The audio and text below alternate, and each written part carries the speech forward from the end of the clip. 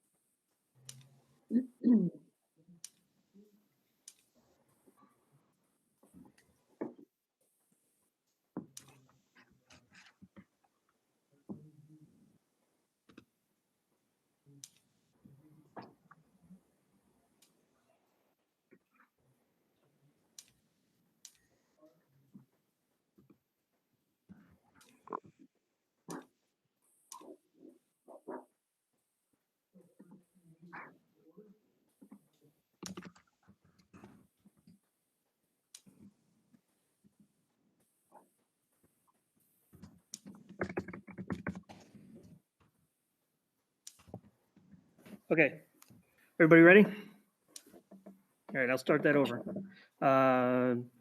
This is the Community Consolidated School District 46 Board of Education meeting Wednesday, June 24th, 2020 at 6:30 p.m. held remotely. We are sort of blended here today. Myself and Dr. Glickman are on site at GMS. Everybody else, for lack of better terms, is zooming in. If you have any questions at the public comment part, please put them into the text bar for public comments, and we will read them off at the end of the meeting. So first order of business, I need a roll call, and I'll say our call to order and a roll call, please. Weedman, Here. Mack, Here. Braden, Here. LaCroix, Here. Miller, Here. Nash, Here. and Strack. Okay, that gives us a quorum. Next then will be the approval of the agenda. Can I have a motion to approve? So moved. Second. A second. Miller, Aye. Strack, Aye. Mack, Aye. Weedman, Aye. Braden, Aye. LaCroix, Aye. and Nash. Aye. Okay, and this is normally where we have public comment on site. Nobody is here in the audience to give public comment. But for those that are watching the live stream, if you do have comments, please again, put them into the taskbar and we'll try to read them off at the end of the meeting. Next item is, Tim? yes. Hello? There was a comment, I think. There that is right, one. Chris? Yes, there is one. Okay, Do you want me to read it or copy it into? you can read it and then we'll just copy it as well so everybody has it. This comment is from Jennifer Engum. COVID-19 question: children with asthma that also need in-class learning. Any thoughts on how the school district will handle medically high-risk kids that also need extra attention and learning? Did she give an email address so we can respond back? She did not, but I can try and reply if you'd like me to. Yeah, that'd be great if we can get an email address and then Dr. Glickman can respond back. I know with the guidance that came out yesterday, it was quite heavily on things, and they had a webinar today. And according to Dr. Glickman, when I talked to her earlier, there was further questions that were trying to be resolved. Lynn, do you have anything to add to that?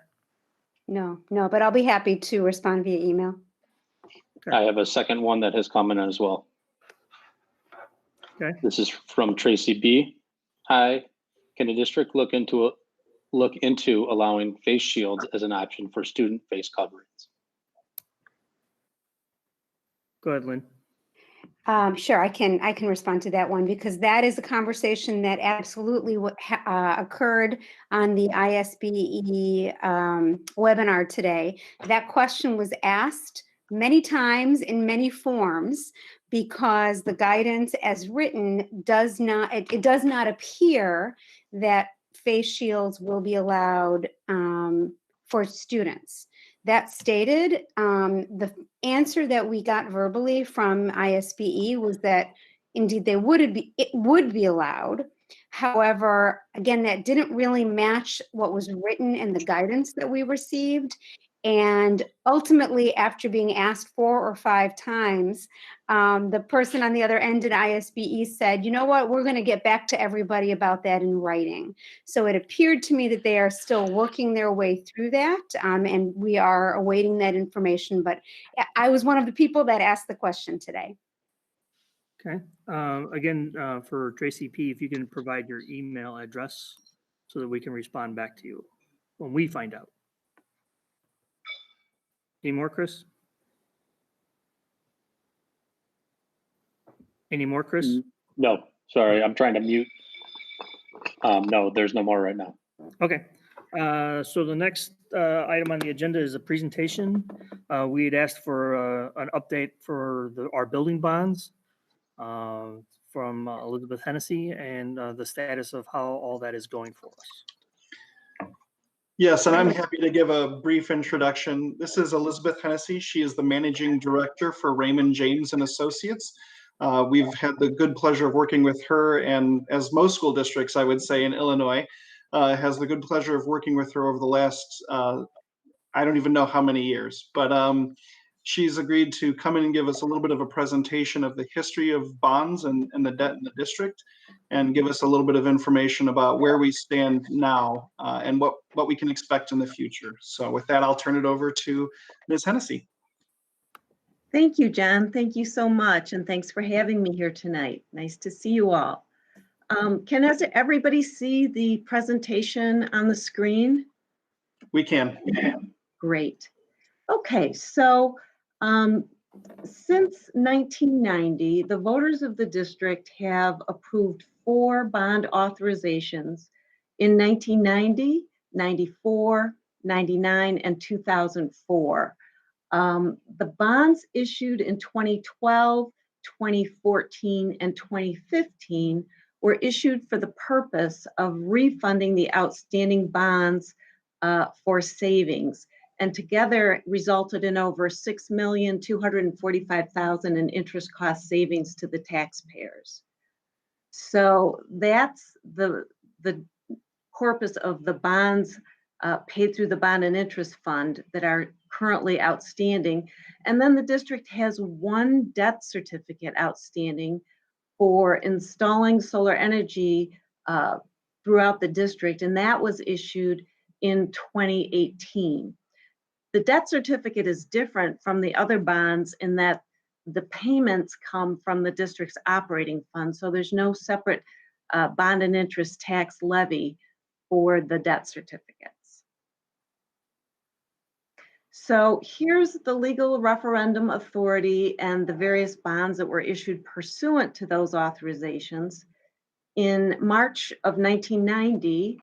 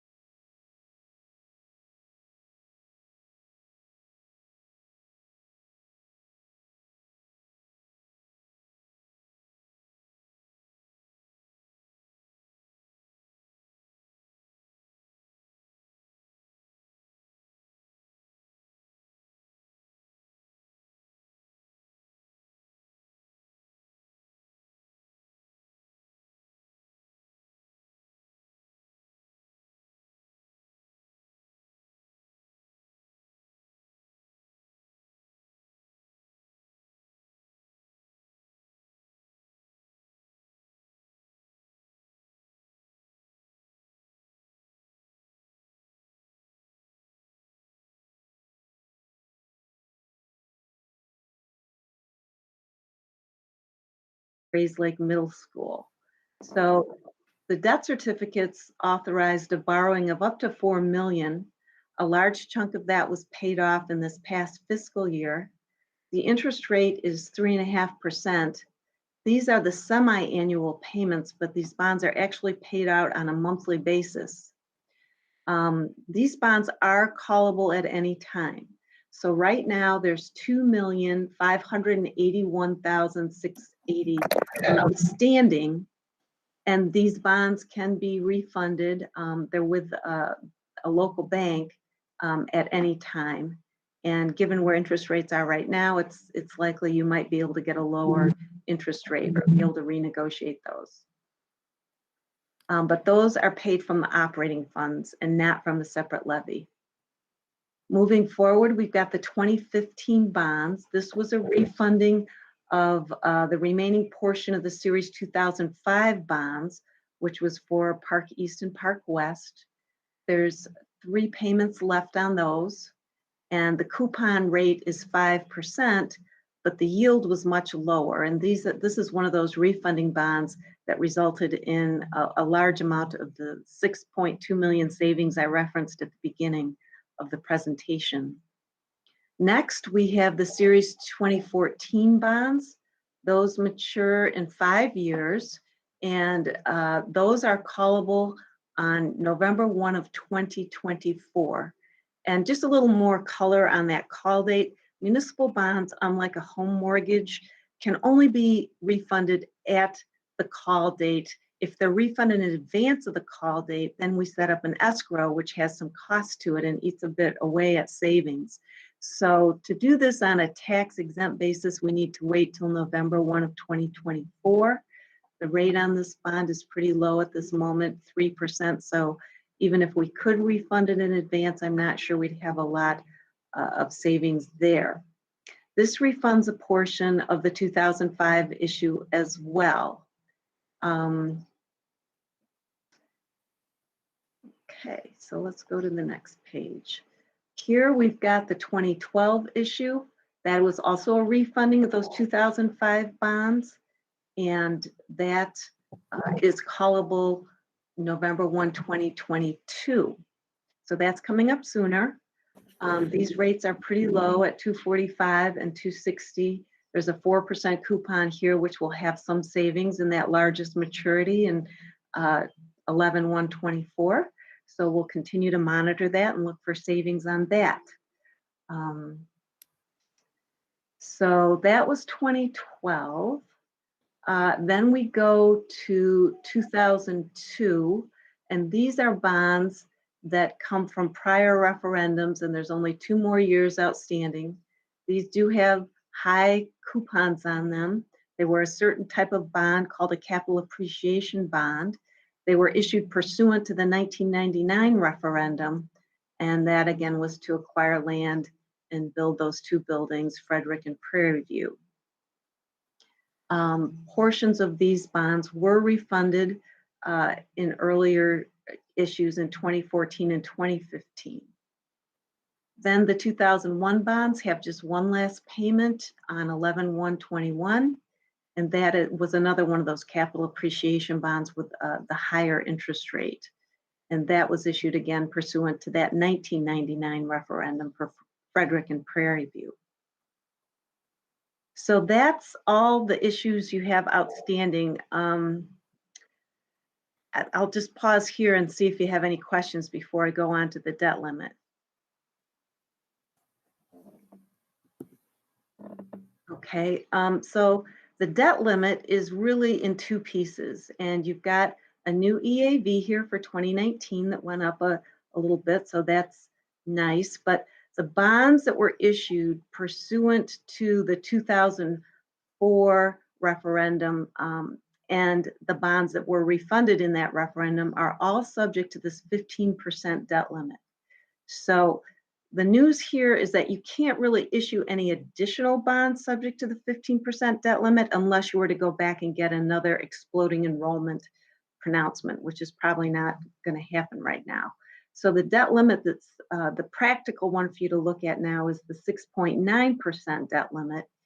And when we look, that gives you a gross bonding authority of 49 million, and the bonds that are subject to that debt limit are only 3.9 million. So you've got 45 million left over in your current debt limit, which is quite high. The next page is a working cash limit, and this is for a non-referendum type of bond.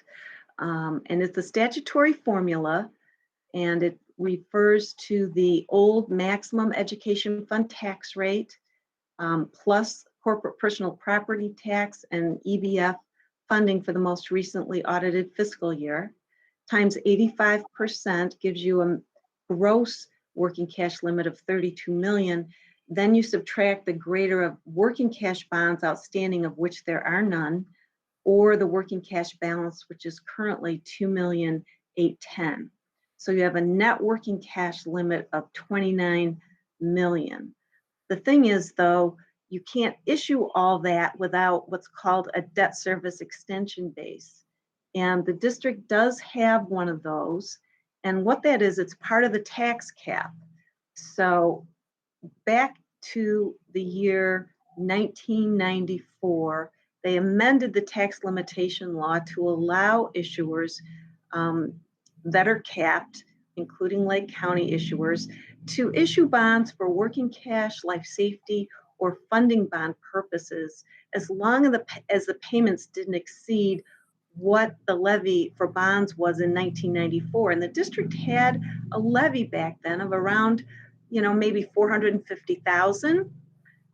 In 2009, they amended that law to allow CPI to be applied to that amount. So your most recently calculated debt service extension base as of levy year 2020 is 498,609. And you can pay that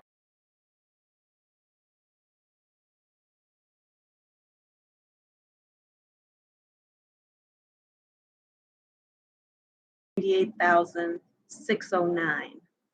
And you can pay that amount back annually up to a maximum of 20 years and fund working cash bonds, the formula which we just went over, life safety bonds. Those type of bonds must have projects approved by the state and regional superintendent of schools, or funding bonds, which can be used to refund any obligation or claim against a district, including like the debt certificates, for example.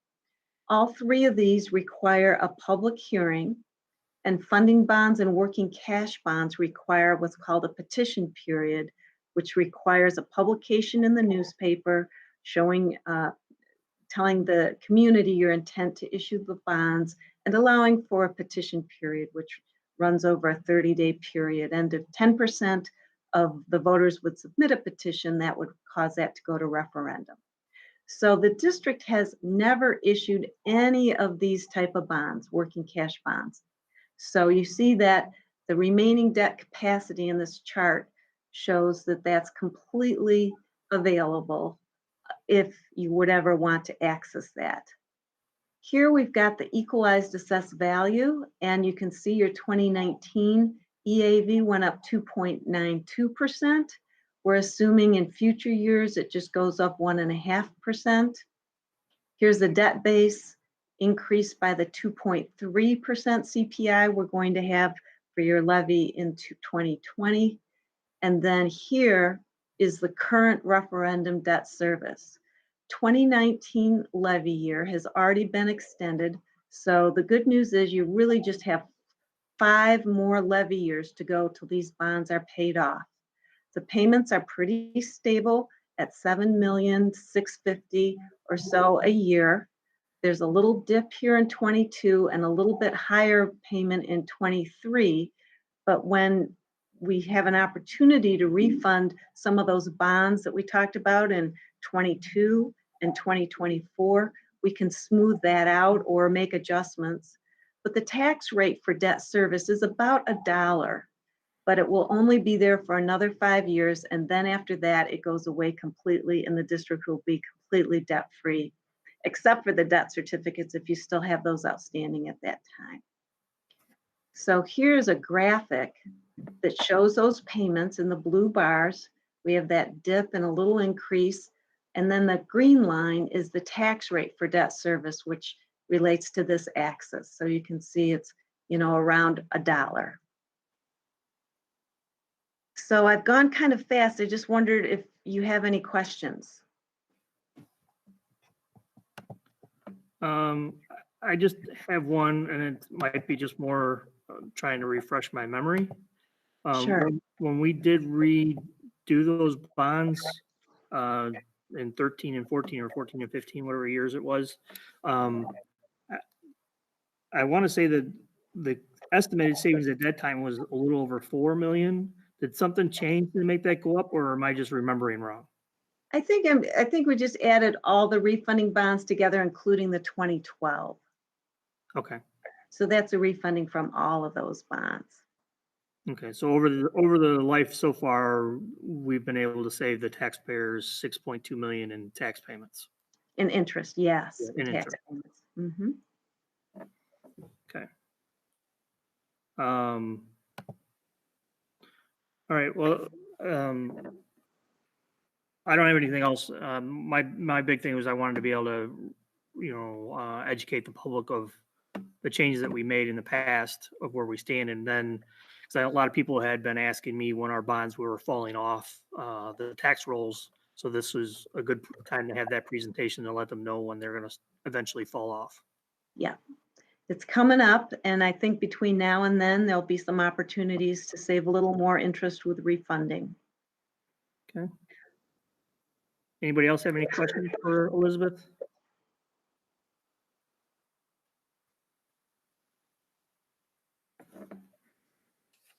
Okay, hearing none. Thank you, Elizabeth, for your time and your effort here. You bet. Thank you. Thanks for having me. Take care. Thank you so much. Thank you.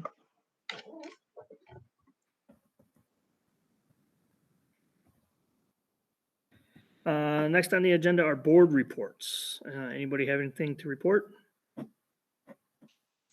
I have a couple things, yeah. So first of all, just wanted to say thank you to a couple Boy Scout troops who have come over to help at the Woodview Gardens.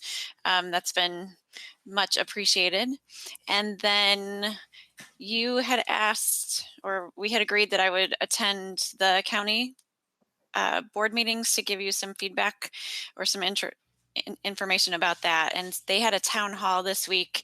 There are a couple things, several things I thought might be interesting for you to know. As they talked in the town hall, there were a few topics. One was taxes, and that I thought it'd be interesting for the board to know that there's a lot of pressure to hold the county taxes flat. There is a conversation where they're planning to keep the 4 installments permanent. So that's something we might want to consider. And additionally, they are anticipating that the federal stimulus money will not offset the revenue losses for the county, so that we can expect bigger budgeting challenges in the next fiscal year, which I think we already know. They also had a few things that I thought the equity committee might be interested in knowing.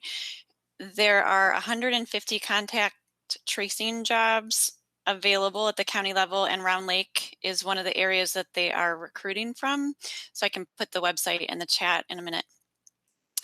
They also talked about how the Latino and African American communities have been impacted disproportionately. In Lake County specifically, the infection rate for the Latino community is 1 white person for 8 Latinos, and it's 1 to 4 for the African American community. Then they also have a COVID-19 resources for immigrants and refugees. Apparently, there's concern that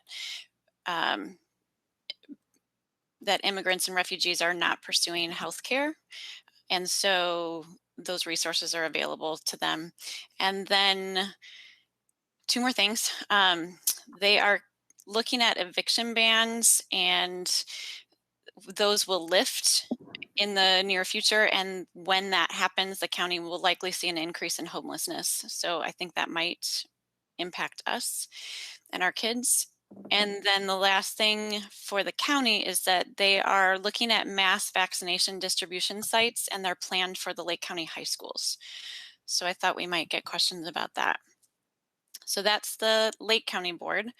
I also attended the IASB webinar on finance during COVID, and there were three takeaways that I thought were warranted our attention. The first is the Single Audit Act requires an audit if federal expenditures exceed $750,000, and they specifically mentioned expenditures for computers and software, and that if that audit was necessary, then that would impose additional expenses on the district. So I don't know if that impacts us or not, but I thought I would bring that up. I asked if, given the structural deficit in the state, how confident he was that the state would be able to maintain EBF funding and those payouts. And he said he was very confident that in this year that money from the Federal Reserve would come in and there wouldn't be a problem. However, in 2022, if the graduated income tax, let me back up. In 2022, the economy will be much less certain, and the graduated income tax will have obviously a big impact. And I know you all know this, but for a reminder for anyone who's listening, that is the tax in which the top 2% of Illinois earners will see a tax increase, but 98% will not. And then the last board report I have for you is the Community Connections team. And again, for the benefit of anyone who's listening, the purpose of that team was to compassionately partner with residents so we could connect people to one another and to local resources so that the district could flourish during COVID-19. We focused, again, as a reminder, on increasing food security, encouraging external stakeholders in a mental health way, and then creating opportunities for meaningful work. Our next step is to share, and I have a question for the board. The next step is to share the impact of our work and to assess that team's work so that we know what our purpose is for the fall. And the questions that I have for you are, is there anything you want us to include in that assessment specifically as we're finishing it up? And when do you want the update? Do you want it July 15th or in August? And as a reminder, July 15th, we may or may not. But I think the hope is that we will hear more of an update on the school opening. So just want to be sensitive to timing of our meetings. So when would you like that? And is there anything else you want us to include in the assessment for the Connections team?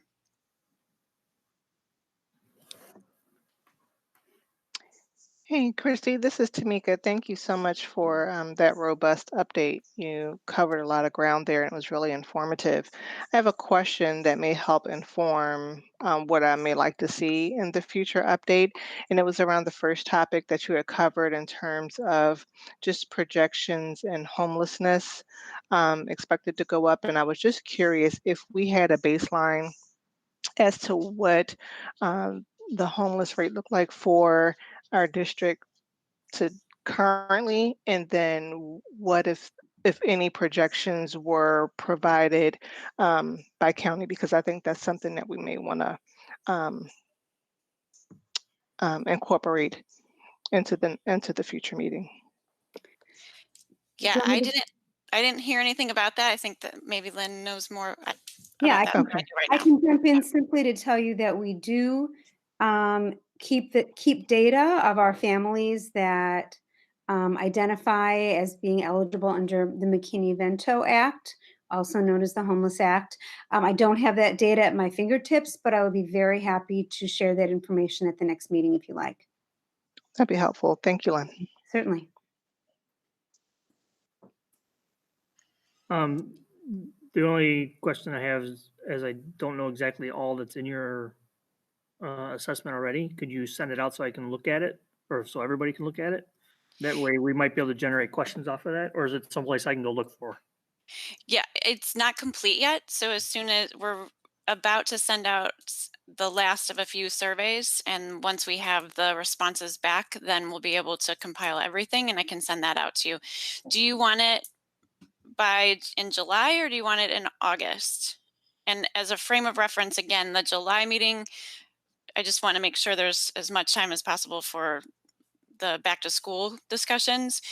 In August, then that gives us a compressed time schedule to make decisions about rolling out the team in the fall. So it's just, we're fine either way. It's just what you guys want. It doesn't matter to me either way, which one's best for everybody else. Lynn, what do you think? How do you think your back to school stuff will go? As I caught you mid drink. I think it'll go great. I can't possibly tell you right now how long of a presentation we'll have, but you know, I don't think the fact that we're making that presentation makes it impossible to hear this information as well. Okay. Is everybody okay with with the information coming in July? Yep. Okay. Okay. And that's it. The only thing I had as far as board reports, I've just been monitoring, as not necessarily attending the village board meetings, but I've been monitoring them. Their last one was canceled, so that made it easier for me to monitor. But they did break ground at a new building at Washington and 83 in our district. It's a kinder care or a kitty academy, something like that.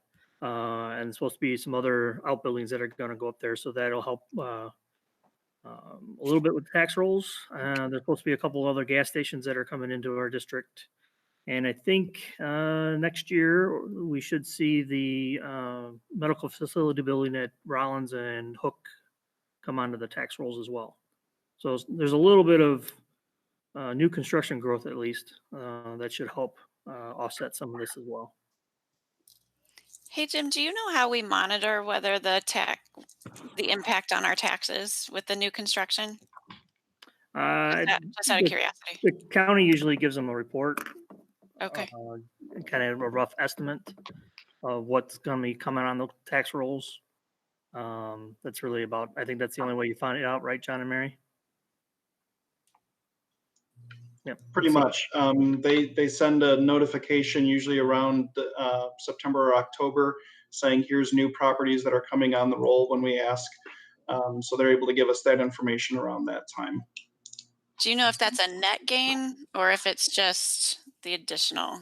Does it incorporate the cost of adding infrastructure, or is it just the additional tax money? Do you know? What they provide to us in September, October is related to their equalized assessed values. So Okay. there's no other calculation that goes along with it other than just what the property was assessed at. Gotcha. Okay, thanks. That's all I had. Anybody else? Okay, now we're up to Superintendent's Report. Dr. Glickman. Yes. Well, obviously, the big news and the big interest is all around the new guidance that we received yesterday afternoon from ISB and the IDPH. I said that wrong, HP.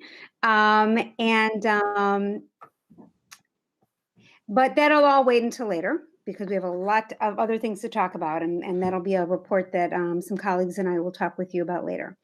So I want to begin by talking about strategic planning for a moment.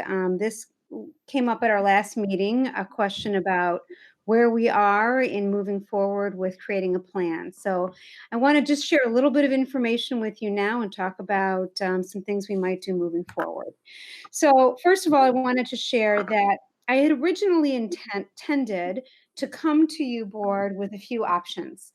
One of those options would have been me facilitating the strategic planning process along with some members of our cabinet. And then I would have brought you a few other options, some organizations that do strategic planning, some individuals who do strategic planning, and see what direction we wanted to go in. However, we know that those other options cost money. And so particularly in light of where we are right now with COVID-19 and all the financial concerns we've been talking about, along with potential work we'll have to do regarding outfitting our buildings to make them ready for students, it did not seem to me that spending money on a facilitator made any sense whatsoever. And therefore, I am not even presenting that option to you. So at this time, the plan is for me to facilitate along with some some cabinet members, and that's a very common practice in school districts. And in fact, it has been recommended to me that as a new superintendent in this school district, it helps me to connect with the community. So I'm excited about that. However, our current circumstances do provide us with some challenges. So first of all, we don't know if we'll be able to hold strategic planning meetings with our stakeholders on site in the fall. Certainly, if we are in phase 4, as is expected, one would believe that we could have 50 people in a location at a time, and that it would be possible, although we would also be socially distancing. And then, of course, we don't know once we create a plan whether we might move out of phase 4. You know, we all have been hearing those conversations and know it's possible. So that's one concern, is how do we engage our stakeholders? I'll also share that I'm concerned about how do we keep our strategic planning broad so that we have a plan for multiple years. I know I'm concerned about the tunnel vision that could come around strategic planning right now around the pandemic, because of course, people's concerns, very rightfully so, are so tightly focused on how do we open up our schools, and and how do we live in this new reality with the pandemic. So I wanted to share that background with you and to tell you that that thinking led me to explore a surveying option. And that surveying option is a product called Thought Exchange, which is really an interactive polling tool. And last week, Paul and Jim and Christy Braden and I all met with a couple of vendors, regarding Thought Exchange. I'm going to give you a very brief explanation of it right now. And if you're interested in this tool, I'll bring you much more information at the next meeting. The project is pretty impressive, and it is a way of polling people, of doing a survey. So many of you, if you still have students in our school district next year, you will have seen and perhaps taken the survey that we put out today regarding people's thoughts and concerns regarding returning to school in the fall. And that was just using a regular Google survey. When you do a typical survey like that, you ask your questions, people answer them, you collect the data, and you comb through that data, and then you interpret that data. So it's kind of, it just goes out and it comes back and you do something with it. This survey, this Thought Exchange product, is interactive, and it works like this. You put up a question out electronically, and it's typically a question that requires not a yes or no answer, but someone to provide some feedback, an idea, a concern, an interest, all of those kinds of things. So that survey can go out to as many people as you want, and all those people answer the question. And then what happens is the people who are participating get a chance to see other people's responses. And it's done, it's all confidential, right? So no one's seeing, you don't know where it came from, but you're seeing other people's responses. And then you have an opportunity to rate other people's responses on a 5-point scale. 5 points, or 5 stars, I think they use stars, being, hey, I really, really agree with that idea, or I'm interested in that idea, that kind of thing. And by doing that, people rate other people's responses over and over again, and the most interesting ideas, or an idea that a lot of people are thinking about and wanting to talk about, rise to the surface. This tool does some other things as well. I'll mention to you that my interest in this tool, if it weren't a matter of money, I would have brought this tool to you a long time ago as something to consider, because we could use it for a lot of things. So it could be used for all kinds of community engagement products.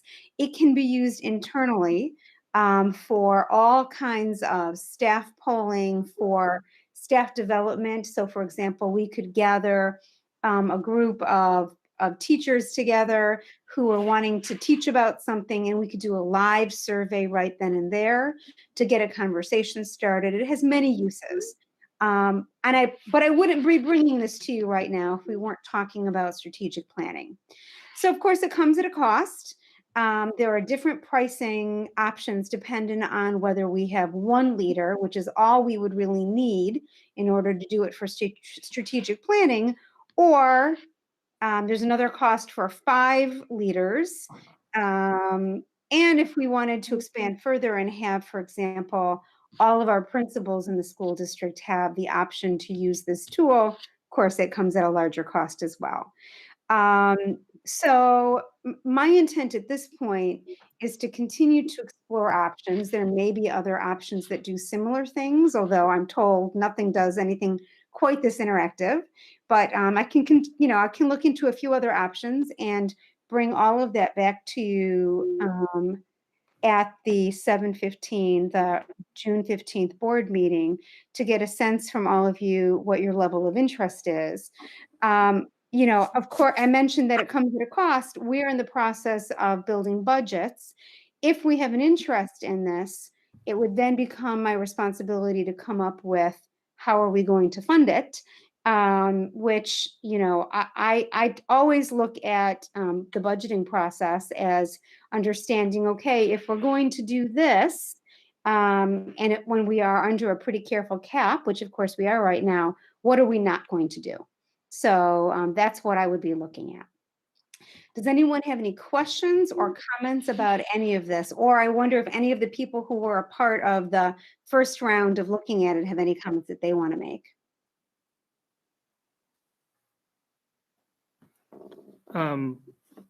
Since I was able to participate in it, I thought it was a very worthwhile idea to use for the strategic planning, a good way to engage the community that can't actually show up if we do some sort of a hybrid model where we have some on-site and some off-site. The ability to interact with them and build data from the questions I thought was pretty important, and probably something that we wouldn't be able to do otherwise. Cost is always going to be a factor. So that's always going to be in the back of everybody's mind here as we move forward. But in order to facilitate a strategic plan, we got to do something, and this might be a good way to get the hybrid model going, as we're kind of restricted for access to the buildings.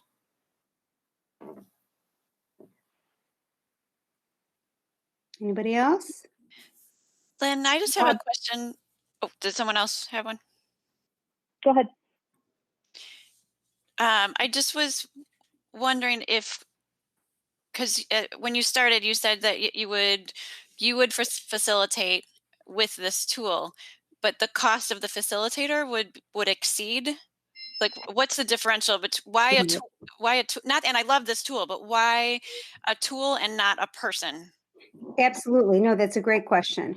So let's just bring ourselves back to before coronavirus times, right?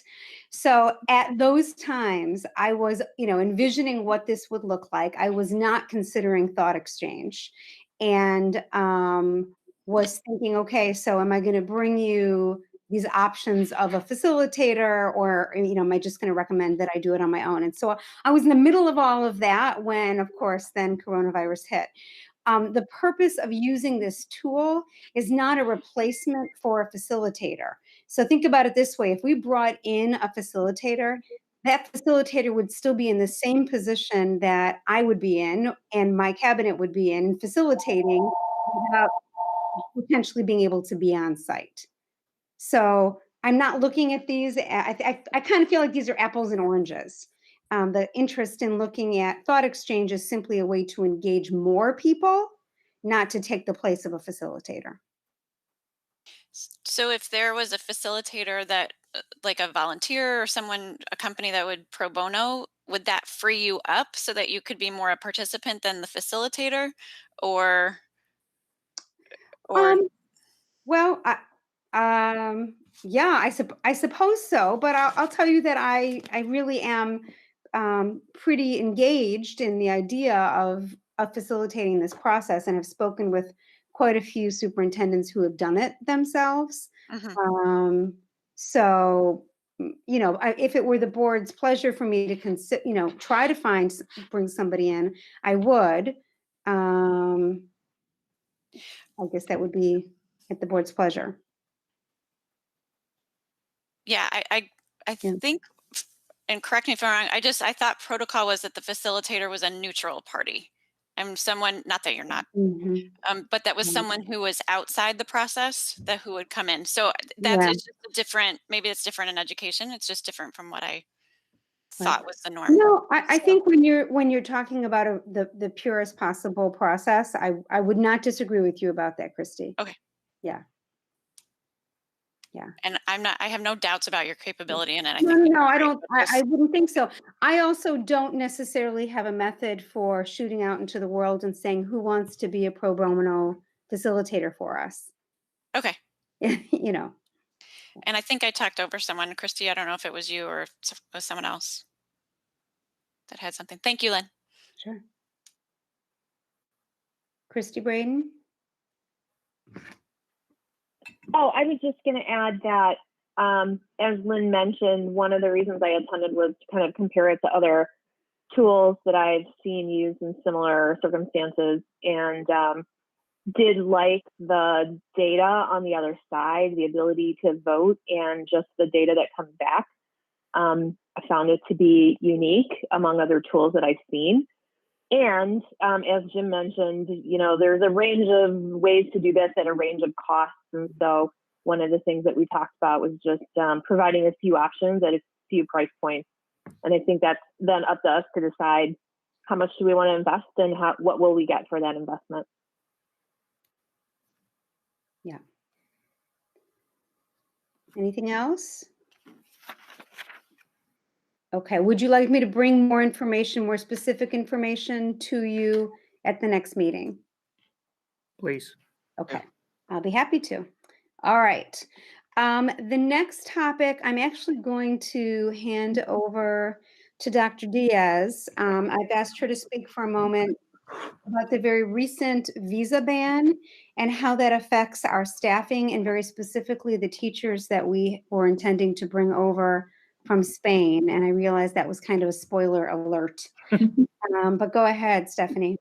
Sure. So yes, exactly that. So the president signed a proclamation on Monday that went into effect today that has suspended the insurance of J1 visas. And the teachers who we recruited from Spain do come on a cultural visa, which is a J1, and will no longer be able to travel. So it's okay for the teachers who are here, they're able to stay.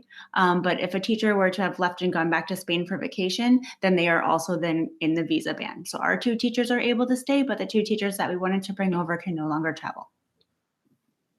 And therefore, we're in the position of needing to search for teachers again, which is difficult. We had already, we have already interviewed the people that had applied for positions. So I know that you'll be looking at it and continuing to search, but it's a difficulty for us. So we're pretty disappointed, and we were excited about these 2 teachers that were meant to be coming over. Yeah. Any questions for Dr. Diaz about that? Okay. Thank you.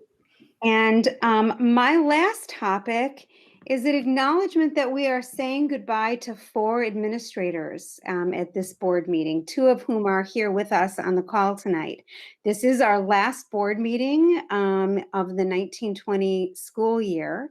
And so I want to acknowledge these people. First of all, Joe Nowak and John Herron are both leaving us. Joe has served as the Director of Technology for the past 15 years, and John has served as our Chief School Business Officer for the past 2 years. We wish both of them well as they leave our district and venture into new arenas. And I know since you're right here on the call right now, John, we do really thank you for your service and wish you well on your new position. And then we have 2 retirements. Both of the administrators in our operations and maintenance department are retiring. Marlo Richardson has worked in our district for 18 years, and Keith Grinnell, on the call, has run the department for 30 solid years. Our schools and grounds are beautiful, and these two men have much to be proud of.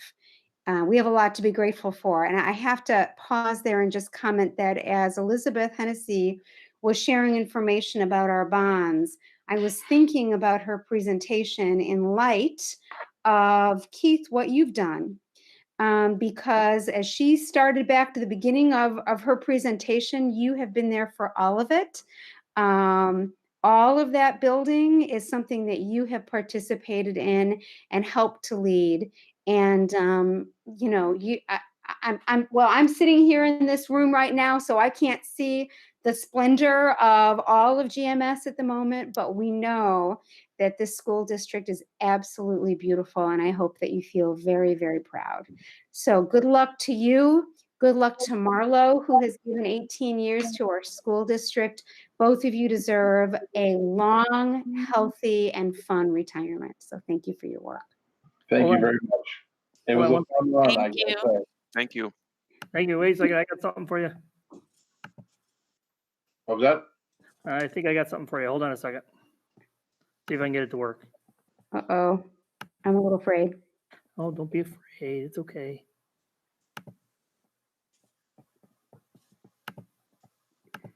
You'll be happy, Keith. Just for you.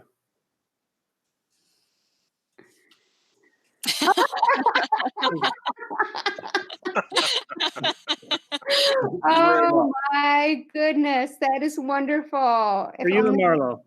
Congratulations. Thank you. We always have cake. Keith, it sounded like you might want to say a couple of words. Is that true? No, I just said it's been fun. It's a great district. It's been a pleasure to work for you guys. I'm gonna miss y'all, but it's time for me to take the next step in my life. I do appreciate the opportunities. Thank you all. Thank you, Keith. Job well done, Keith. Thank you, Keith. Thank you, Keith. Thank you. All right, and that's the end of the superintendent's report. Okay. Next would be the committee reports. Community Engagement Committee. We don't have anything because we focused on the team. So we're Okay. good. Equity and Inclusion Committee. Do we have a board member who would like to talk about our most recent meeting last Wednesday? I was there, and Paul is going to kick us. Paul and I are going to split it. So he's going to start off, and then I'm going to end up. And I don't know, Dr. Glickman, if you had anything else to add, but if you do, feel free to chime in. Okay. So we had our most recent meeting on Wednesday, June 20th. We had a good crowd of our committee members. This committee has been very, very important to so many of us. It's just a really good group of people to be able to share and discuss, especially in light of all the things that have been happening in our world lately. So our agenda continually morphs as things happen. And so we want to make sure that we're addressing and giving space for people to talk and to share and to learn. We did make some changes to our committee norms. We added one that we thought was necessary and important. So that'll be taking place. One of our big conversations, though, was about resources to support our families and guardians in talking to their children now. I think it was actually very timely because Dr. Glickman was able to use a number of those in her recent communications out to staff, or to parents, I apologize for that, in community. And so posted on our webpage and shared out into our newsletters. But we had a rich conversation about the different resources and how we can support. So those resources included children's literature, which is always a great way to help families talk about maybe some challenging topics. But we also had some videos to share and some articles. And so lots of good information. We were having detailed conversations about all of those things. Christy, I'll let you keep going if you want on the our next big topic, because we were looking at our forward-thinking approach of being proactive and addressing some of these issues. Thanks, Paul. Yeah, so Dr. Glickman brought us a letter that was received by another district that had some asks and some questions where students and alum were holding the district accountable for their equity practices and for being actively anti-racist specifically.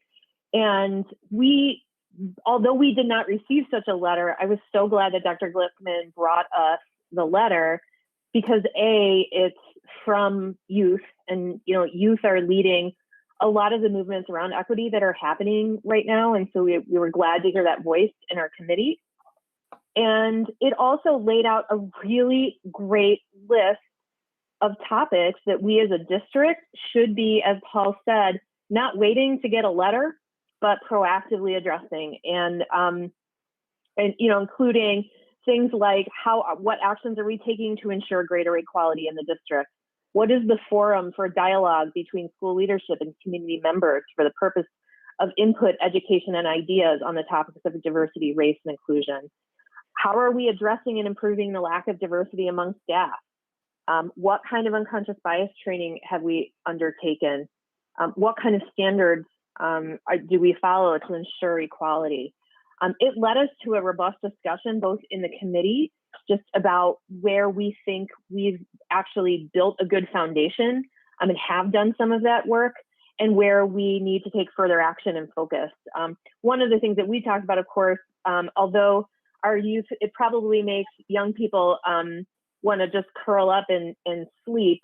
Policy is the way that things happen in a school district. And so we know that policy is an important piece of this puzzle. We have a great district statement and policy on diversity, but we also really need to make sure that our policies are either racist or they're anti-racist. They're not neutral.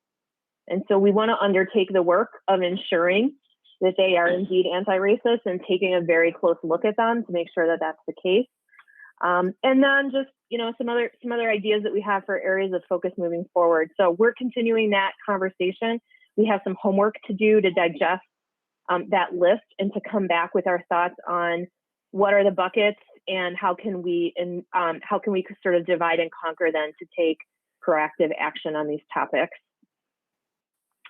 And I think that was probably we had some open conversation, as we usually do, and some conversation about how to manage our members and, spread out the work even among others who might not serve on our main committee as well.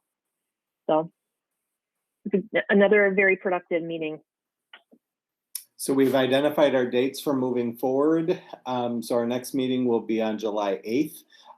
But we do have some homework to do in between. And the part that's been really exciting is that there's been a number of emails and interchanges and thought-provoking emails that have been shared even since the meeting. So we continue to grow and learn every day.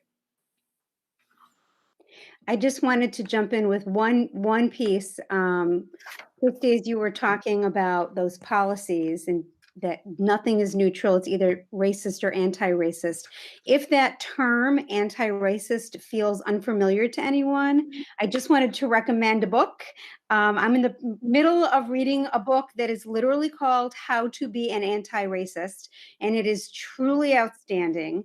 And it is, so much about that topic that, when someone just says, I'm not a racist, that just potentially means that they are neutral. And that in order to actually call yourself anti-racist, that means you are carefully looking at your practices and actually taking steps to combat racism. So I highly recommend the book. That was all. All right, I think that's it for that group. Okay. Next is the consent agenda.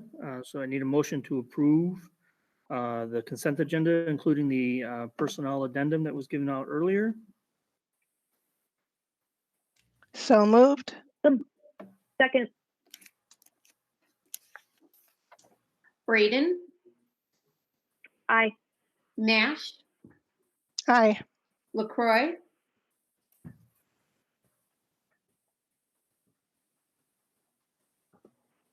Aye. Zach, Aye. Miller, Aye. Mac, Aye. Weedman. Aye. All right, we have no action items tonight, so we're going to go right on to unfinished business. And the first topic is a continued discussion regarding cash flow projection, and that should be Mary. Yes, thank you. I think I remember to turn on my microphone this time. So I do not have much new information to share with the board at this time. As you know, the focus on recent months has been to look at the district's cash position by fund and to reflect on potential impacts from local revenue, state, or federal funding. As it relates to local revenue, and in particular, the property tax collections for the 2019 tax levy, just yesterday, the district received the third distribution of the first installment. And to date, we have received $16.7 million. And that collective distribution of the first installment represents 90% of the first installment. And so if you recall back in April, John, check me on that, John and I had conversation about, hey, what do we think is going to happen as it relates to property taxes, given this new arena of the pandemic and COVID and unemployment and the stress on property owners. And fortunately, we have found that our projection has been accurate as it relates to the first installment. So while during this fiscal year, just on a strict cash position, we've received 90% of the first installment, where traditionally we would have received closer to 98% at this point in time. We will still receive these property tax collections. It is just going to be received in the next fiscal year, so later than traditional collections. So I can't say that enough. I know that you've heard that from us in other meetings as well, but it bears repeating that the monies are going to be received just in a different time period. I know that Christy shared a little bit from the Lake County meeting, and we understand that at the Lake County level, there's conversation about the 4 installment cycle. And of course, we will continue to monitor that as we move into the preparation of the 2020 levy, which will be authorized by the board in December. As far as state funding, we have no new information. Again, Christy's commentary about the ISB finance seminar that she attended, which spoke to the state's ability to make good on the appropriations for education, in particular EBF, during fiscal year 21. Yes, that's consistent with the resources that John and I have available to us as well, that for fiscal year 21, we are on solid ground. From there, the future is to be determined, the outcome of the question on the ballot in November and the state economy. And we will, again, continue to monitor what might be happening as it could impact the fiscal year 2022 budget. Are there any questions at this time? Okay. Thank you.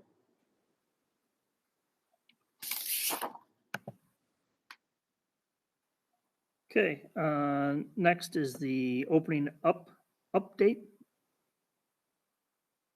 Yeah, well, we have a lot to share with you, and much of it is very hot off the press. So as I've done the last few times, I'm going to go ahead and share my screen. So please do give me a moment.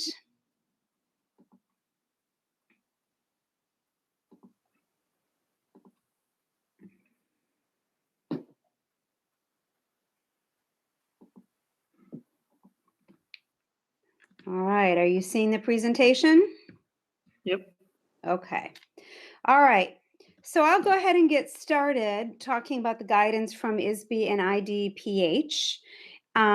As you know, we received phase 4 guidance yesterday afternoon, about 2:45 p.m. In fact, it was right before Paul and Heather and I were to be meeting with Christy Braden and Jim to talk about, I wanted to get their input on what they thought of Thought Exchange. And let me just say, we worked really hard to focus on that conversation because we really wanted to read that guidance.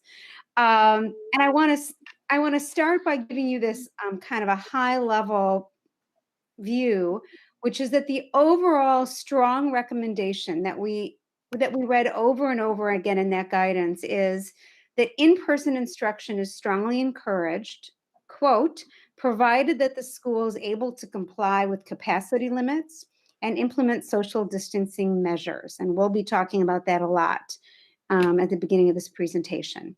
So we're going to talk about some highlighted requirements and then some highlighted recommendations. And please note that these are just the highlights because this is a document that's 45 pages of text plus indexes, etc. So it's very dense, but these are the highlights. And when I put this together for you, I thought most about what really affects students and families. So the things that are left out of these highlights are the things that are less connected to our students and families. So first of all, face coverings will be required for all individuals. Unless they're under 2 or they have trouble breathing or they're unable to remove the cover, that face covering without assistance. And in fact, the ISBE recommends that we even require people to submit a doctor's note about why they can't have a face covering. Those face coverings are required inside even when social distancing is maintained. So even if we have people within, 6 feet, 8 feet apart in a room together, this new guidance for our schools requires face coverings at all times when they're inside. They're not required when they're outside. And the definition of a face covering is that it fully covers the mouth and nose and fits snugly against the sides of the face with no gaps. The reason I put that in there is really the question that came in public comment at the beginning of our meeting today, that question of whether or not a child can use a shield. My read of the language in the documentation is that they wouldn't be able to be using speech language pathologists who need to be able to demonstrate how to make sounds, specifically if they are bilingual teachers who need to help students learn a new language and therefore make sounds. So they were really clear about that. We'll see what happens, what ISBE comes out with regarding whether or not face shields will be allowed for students. I truly don't know. Other requirements, no more than 50 people in a space, inside or outside. And then there was on the webinar that Paul and I were both on today, and Heather as well, I believe, we learned that outside you can have 50 people all together, but socially distanced. And then you can have another group of 50 people 30 feet away. So that was how they described outside. Social distancing must be observed as much as possible. And I'm going to tell you that language, as much as possible, must have been asked about maybe 40 times on the webinar. A significant lack of clarity still as to what that really means. There have to be symptom screenings and temperature checks for staff and for students every single day.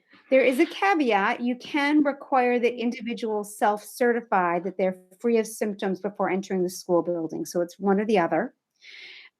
There's a lot of increase in school-wide cleaning and disinfection. And, there's a ton of detail about that. I'm not providing that ton of detail tonight, but lots of explanation about what has to be cleaned and how it should be cleaned and what you should be cleaning it with. So it's really great that that level of specificity is in the guidance. Attendance is taken. And the reason I'm highlighting that is you may remember that when we went to remote learning, we first got guidance from ISB that says, don't take attendance. And then a while later, towards the end there, they said, no, you're supposed to take attendance. So this is clear that whether we are clear at this time, whether we are doing remote learning, whether we are doing on-site learning, whether we are using a blended approach, we are to be taking attendance. We are to adhere to timelines for annual IEP meetings and evaluations. The bus, there can be 50 students on a bus. And just like for school, walking into school, students must undergo either symptom and temperature checks, or there can be a self-certification process before boarding a bus. There's language about PE and sports. You can have PE, you can have sports, but you can't have any PE or sports that require close guarding, any potential physical contact or shared equipment. And then there is conversation about remote learning. If there's remote learning, there need to be at least 5 clock hours of instruction. So that goes back to, that's a very different set of guidance that we received from ISB in the spring. You may remember we began our remote learning with a very robust schedule, and then we got the requirement from ISB to narrow it significantly. Now they're saying if you're doing remote learning, you need to have at least 5 clock hours, but it's important to note, and we'll go into this in more detail in the future if we're looking closely at remote learning, that it counts all learning activities. So it doesn't mean 5 hours of what we call synchronous instruction where the teacher and the student are all together on a screen. There needs to be some of that, or there should be some of that, but it can also be the assignments that are given to students, videos that they're watching, all kinds of things, but 5 clock hours.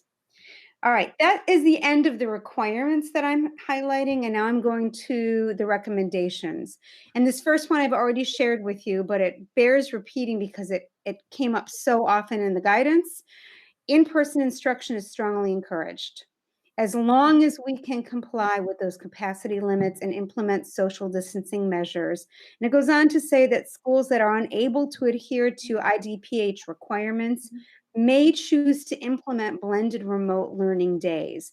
And it's for that reason that we are spending time looking at options besides on-site learning for all students, because as you will hear in a little while, we don't know yet whether or not we can have all students on site and implement all the IDPH requirements, specifically the social distancing measures. ISB recommends that we collect information from families to help guide planning. As you know, we had intended to send out a survey, and we did so today. And by the way, last time I checked, right before the board meeting started, we had, I want to say, over 550 responses already. And we told people that they had until July 1st. So they are paying attention and very eager to respond, which is really great. There's a return to traditional grading policies. So you may remember that ISB had told us in the fall, hey, if you're doing remote learning, or when we were in remote learning, we needed to suspend our traditional grading policies and just have pass and incomplete. Now they're saying go back to traditional grading policies, whether the students are at home or whether they're on site. But then there is some somewhat confusing language, which I'm going to read aloud. It said, as long as students have all the necessary tools, technology, and teacher supports at school and home to complete all assignments, take assessments, and complete projects. That makes a lot of sense. You certainly would want to give students all the tools that they need to be successful, but it was just interesting turn of phrase as we consider our grading policies. They recommend a high priority placed on providing in-person instruction for students who have IEPs, 504 plans, or who receive English language supports. So we've interpreted that to mean even if you can't have all of your students on site, those groups of students may be groups that you look at very carefully at being able to provide on-site learning for them. And then there's the recommendation to consider continuing remote instruction for medically fragile students, students at a higher risk of severe illness, and students who live with individuals at a higher risk of severe illness. So even if we are on site, they recommend that we consider remote learning for students who really would have the potential of contracting COVID-19 or passing it on to family members who would really be at risk. More recommendations. When possible, teachers should move between classes instead of students.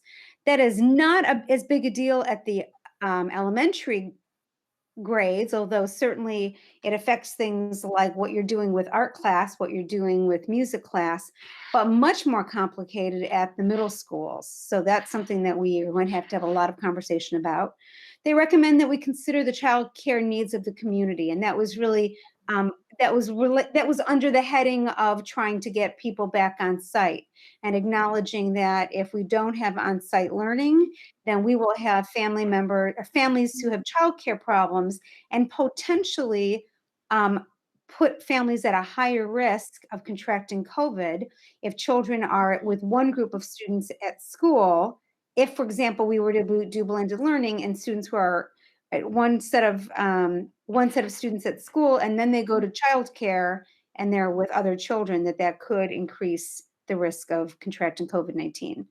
They recommend that we hold our parent programs like open houses, parent-teacher conferences virtually. They recommend that we provide all students with devices. So again, we're so grateful to you, board, for having approved that measure at our last board meeting. Consider staggering schedules for arrivals and dismissals. So maybe not having all students come at the same time so that we don't have students congregating outside or in our vestibules. Arrange desks so that there is a 6-foot distance in all directions and desks face the same direction. So I want to pause there because that piece about arranging desks so that there's a 6-foot distance in all directions is a challenge. And is one that we are really having to look at carefully to understand whether it's possible to have all students on site at the same time. And the facing desks the same direction, it's just an explanation that all of that wonderful team, group work that we've been doing over the years, students huddling around a table together, facing their desks together to work together, it's just not something that will be likely come the fall. ISB and IDPH recommend that we restrict or discourage borrowing or sharing of any items. They recommend music classes outside. They know we're in Illinois, right? Yes, they do, because the I in both ISB and IDPH is Illinois. So they recommend music classes outside, that students wear face coverings while singing, and that there's no sharing of instruments of any kind.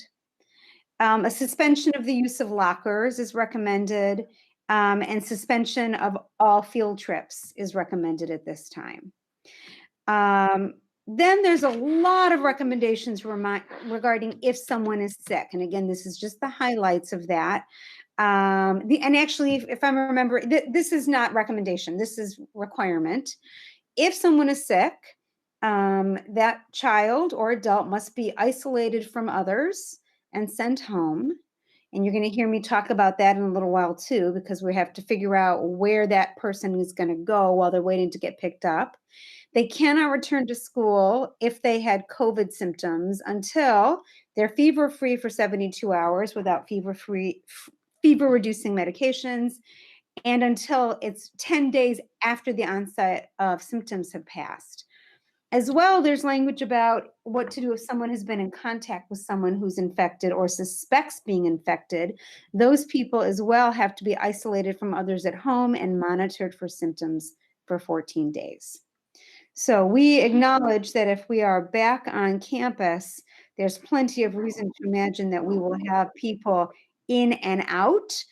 And, even kids who are on site, but then need to find a way to engage remotely from home if they're isolating from home and maybe not feeling sick. So that's the highlights. Again, you are welcome to read the 45 pages. And I guess before we go on to our ongoing work, I'm going to stop sharing for a moment so I can see you all, just to see if you have any questions that you want to ask at this time about that guidance. I only have one. And that, you still there? With the 72 hours and 10-day provision there, was there any talking of a negative test if they go out and get a test, even though they were, say they had a fever for a day, and they went home and they go get a test the next day? It usually takes a day or two to come back, positive or negative.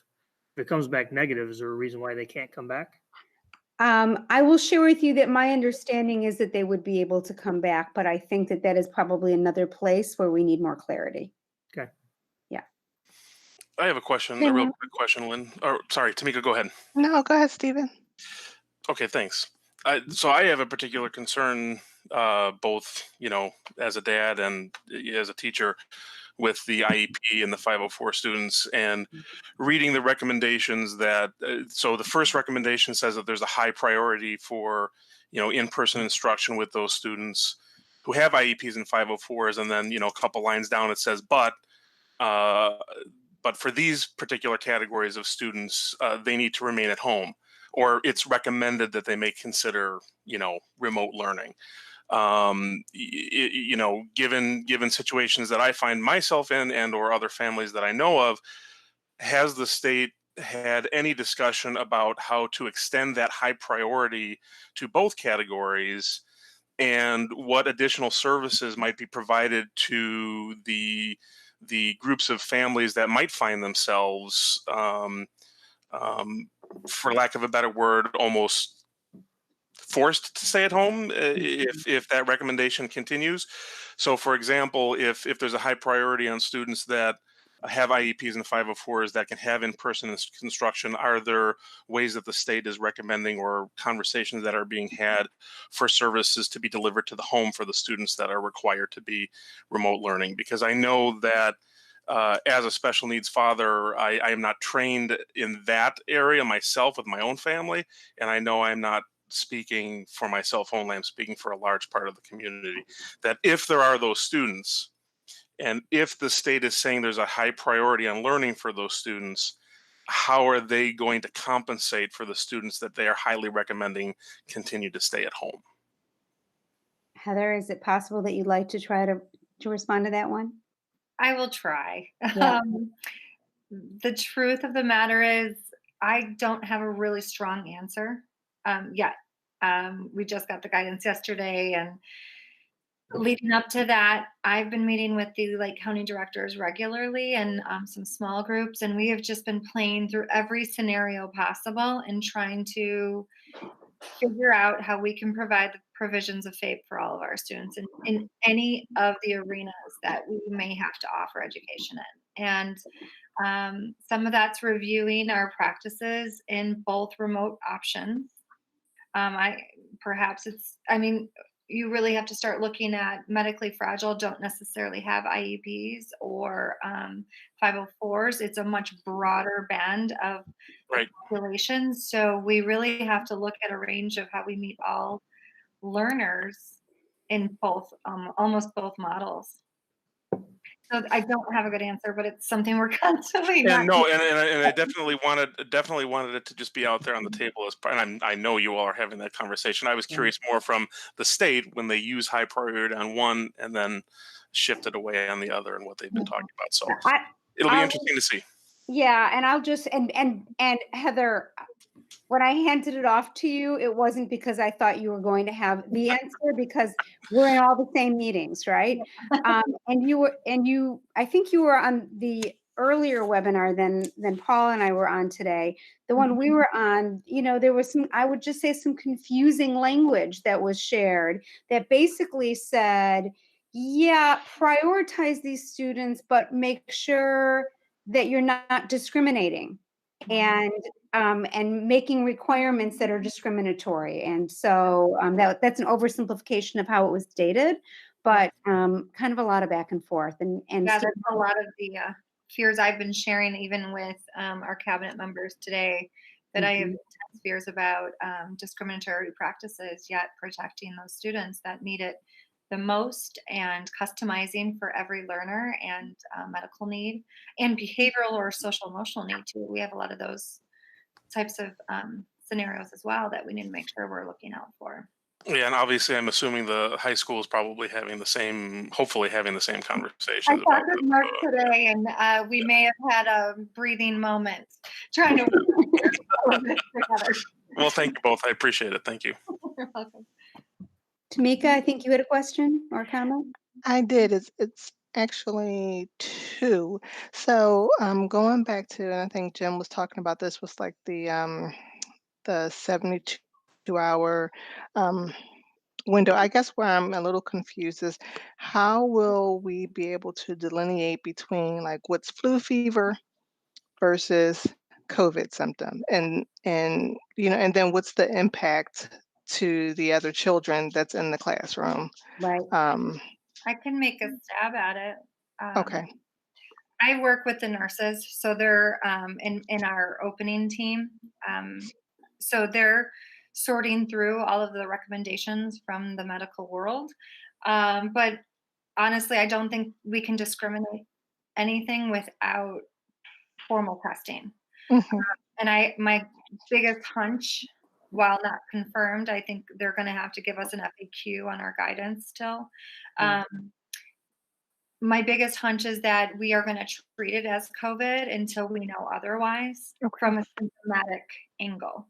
So I think the only way to disprove that and get students back in the onset of a symptom would be to see a medical provider and state otherwise. So that would be my only guess on that. But I do anticipate students perhaps having to come and go in and out of different models if we're doing something other than remote learning. Yeah. And then just kind of to tag, so thank you for that, Heather. That was helpful. And then to tag onto that, what's the perspective around our nurses? I don't think, but correct me if I'm wrong, I don't think that we have dedicated nurses in every school in our district, right? So what's the thinking in terms of having like a roving nurse, if you will? So selfishly, I have two asthmatic children that prior to PE, they normally go walk themselves to the office. They get, their inhalers, and then they're allowed to go back in. Obviously, that's more exposure, right? So is there any guidance around for those children that need to take medication during the school day? Like, would the nurse come to the classroom, or how would that go? We really strongly feel in that opening team that there's a need for our daily PRN, is what we call those students who may need just basic triage or daily medicines, to have a separate location to go. But I know that Dr. Glickman is working with the powers that be on the analyzing side to see what our space capacities are in each of the facilities from each building. But our goal is to separate all of those. And in fact, the guidance recommends a sick space be created for those who may be symptomatic. Is that accurate? Yeah, that's accurate. There was language in the guidance that were recommendations or ideas about coming to the classroom. So, we'll have to see what's possible. There was also language about making sure that our teachers are given out the Band-Aids and such, so that fewer kids are coming to the office. Again, that was a recommendation. I will pause and just comment. As I was listening to you ask your question, Tamika, I was remembering that there were two places as I read the guidance that I just had to, I don't know, smile is probably the wrong word. One was when they talked about how they, recommend nurses for all schools and go out and hire a nurse. And I thought that would be great if there weren't a nurse shortage. And then later on recommended we go out and hire a whole bunch of substitute teachers. Again, complete sub shortage across the state of Illinois and across the nation, but okay, we'll work on it. So I just had to laugh. So anyway, other questions or comments? I just have one thing. Yeah. I think it's absurd, really, that they would allow 50 kids on a bus. In a closed environment for an extended period of time. You're not always going to be able to have the windows open. The kids or their parents are going to know. They may self-certify, but they won't really know. I mean, if they or their child is sick and they're asymptomatic or pre-symptomatic, they're not going to know. Some may not tell the truth because the parents have to go to work and the kid has to go somewhere. So it's going to put people in bad positions. But 50 on a bus, I think, is nuts. I mean, what's a bus hold? 75 at most? 72. Right. So, I mean, that's a lot of kids on a bus. I will share a couple of recommendations that were in the guidance that I didn't put in the presentation related to busing. One was that students have assigned seats on all buses, which of course is whatever has been every principal's dream from the beginning of time. Because it helps with behavior, but that's a story for another day. But also more specifically that those assigned seats are by family. So if there are two kids coming from one home, they'll be required to sit together, which is awfully logical. It doesn't help with the social distancing to the next seat for sure, but at least they wouldn't be sitting next to another child who isn't coming from their home. So, but thank you for sharing that perspective, Stephen. So I have three. The first is essentially in the next, 6 weeks, 8 weeks, you have to restructure education. So as you're doing that, how can the board support you? Because as we've seen, a lot of parents are going to have concerns about their kids and they're going to come to you, but they're going to come to us too. So that's what kind of support do you need for that? And then the other is, are there any innovations right now? It seems like the parameters are up and amorphous. So is there anything you as an administrative team have wanted to try but have hesitated to try because of the traditions of public education? Is there anything you want to try that maybe is worth trying and monitoring now? And then the third is, I know in public education, we don't use the outdoors very much, but there are places where schools are outside all the time and it can be done and done really well. So I'm wondering if there's any talk in your open up teams about utilizing the outdoor classrooms and the school grounds. It seems like that's a really good place to do project-based learning in any kind of, because the kids don't have to wear their masks. You can switch them or space them out around the schoolyard. There's already been curricular connections made at the or outdoor classrooms at Meadowview and Woodview. So it seems like that would be a place that maybe might be a useful space. It seems to me that we've built access to a digital classroom. We have our brick and mortar classroom, but we've also invested pretty heavily in outdoor spaces. I'm wondering if there's been conversation about that or what that might look like. So all of that. I'll try to answer all three, but we'll certainly ask my fantastic team to jump in, please.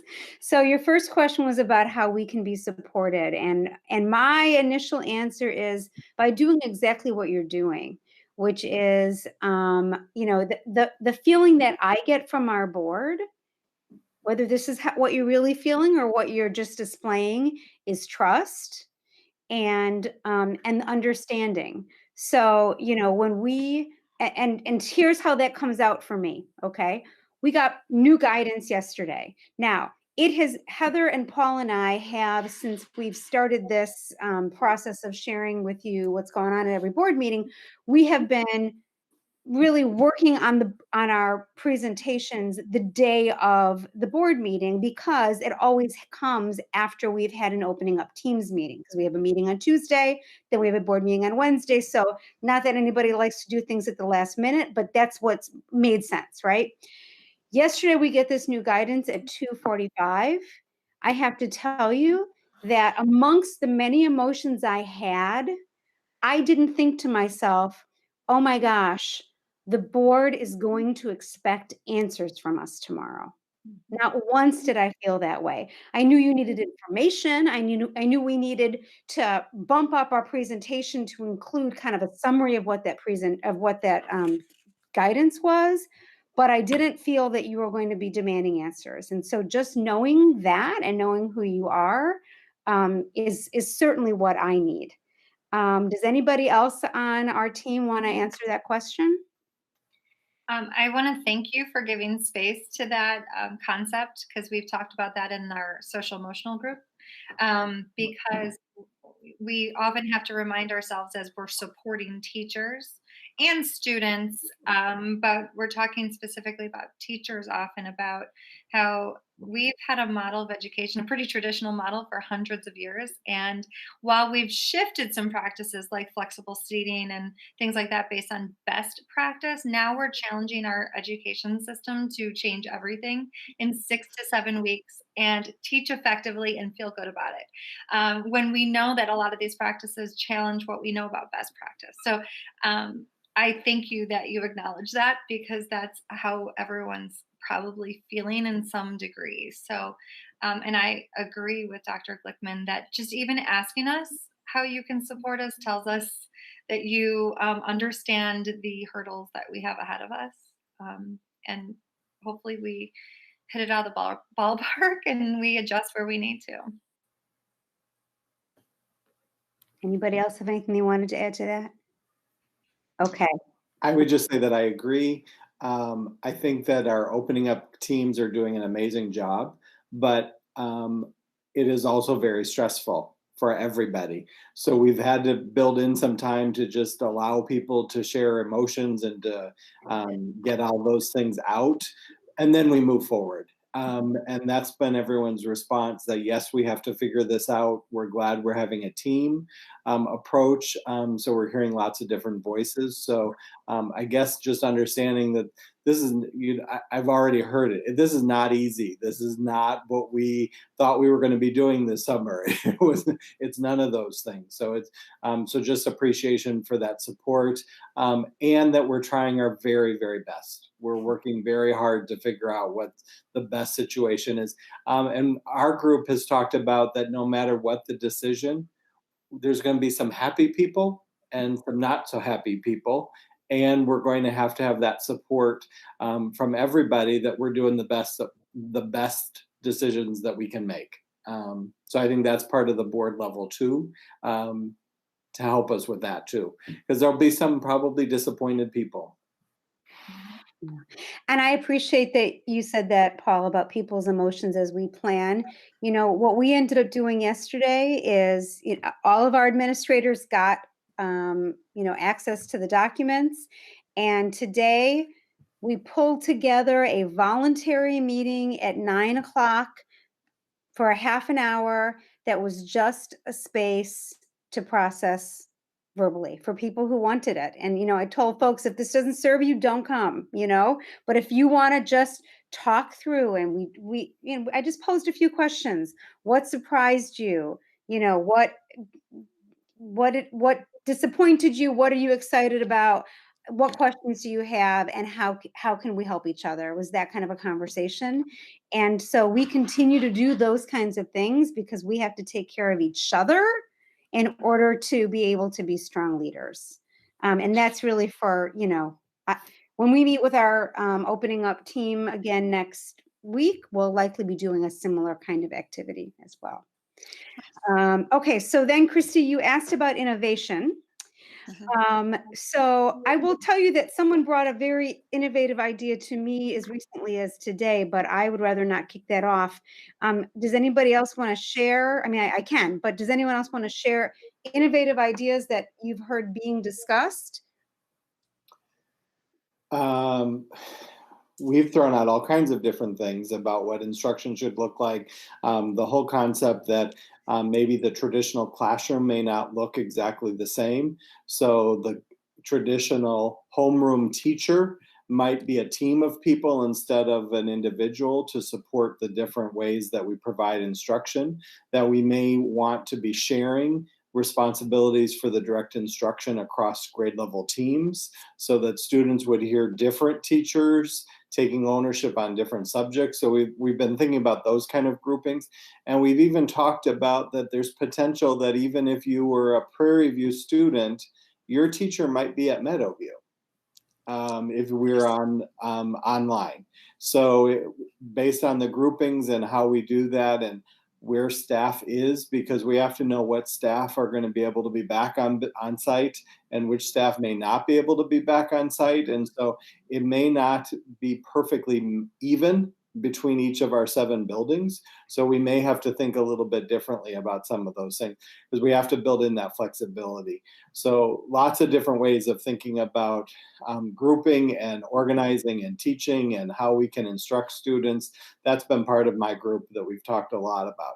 I'm sure there's more, but I can't come up at the moment with other ones.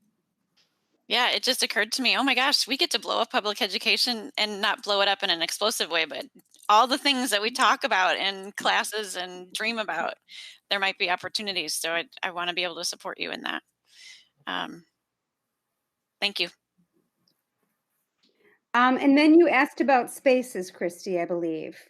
And I can assure you that there's that we will be needing to use our outdoor spaces in ways that we haven't been, and we will be using outdoor spaces that we haven't thought of as being outdoor spaces for teaching in. I mean, that to me, that's at this point, it's just a given. A given. We're Okay. doing that. Yeah. All right. Other Thank you. Sure. So we do have more to share with you because we want to give you updates from the 3 different groups that we have going. But are there any other questions right now about the guidance? Okay, then I'm gonna share again and go back to our presentation.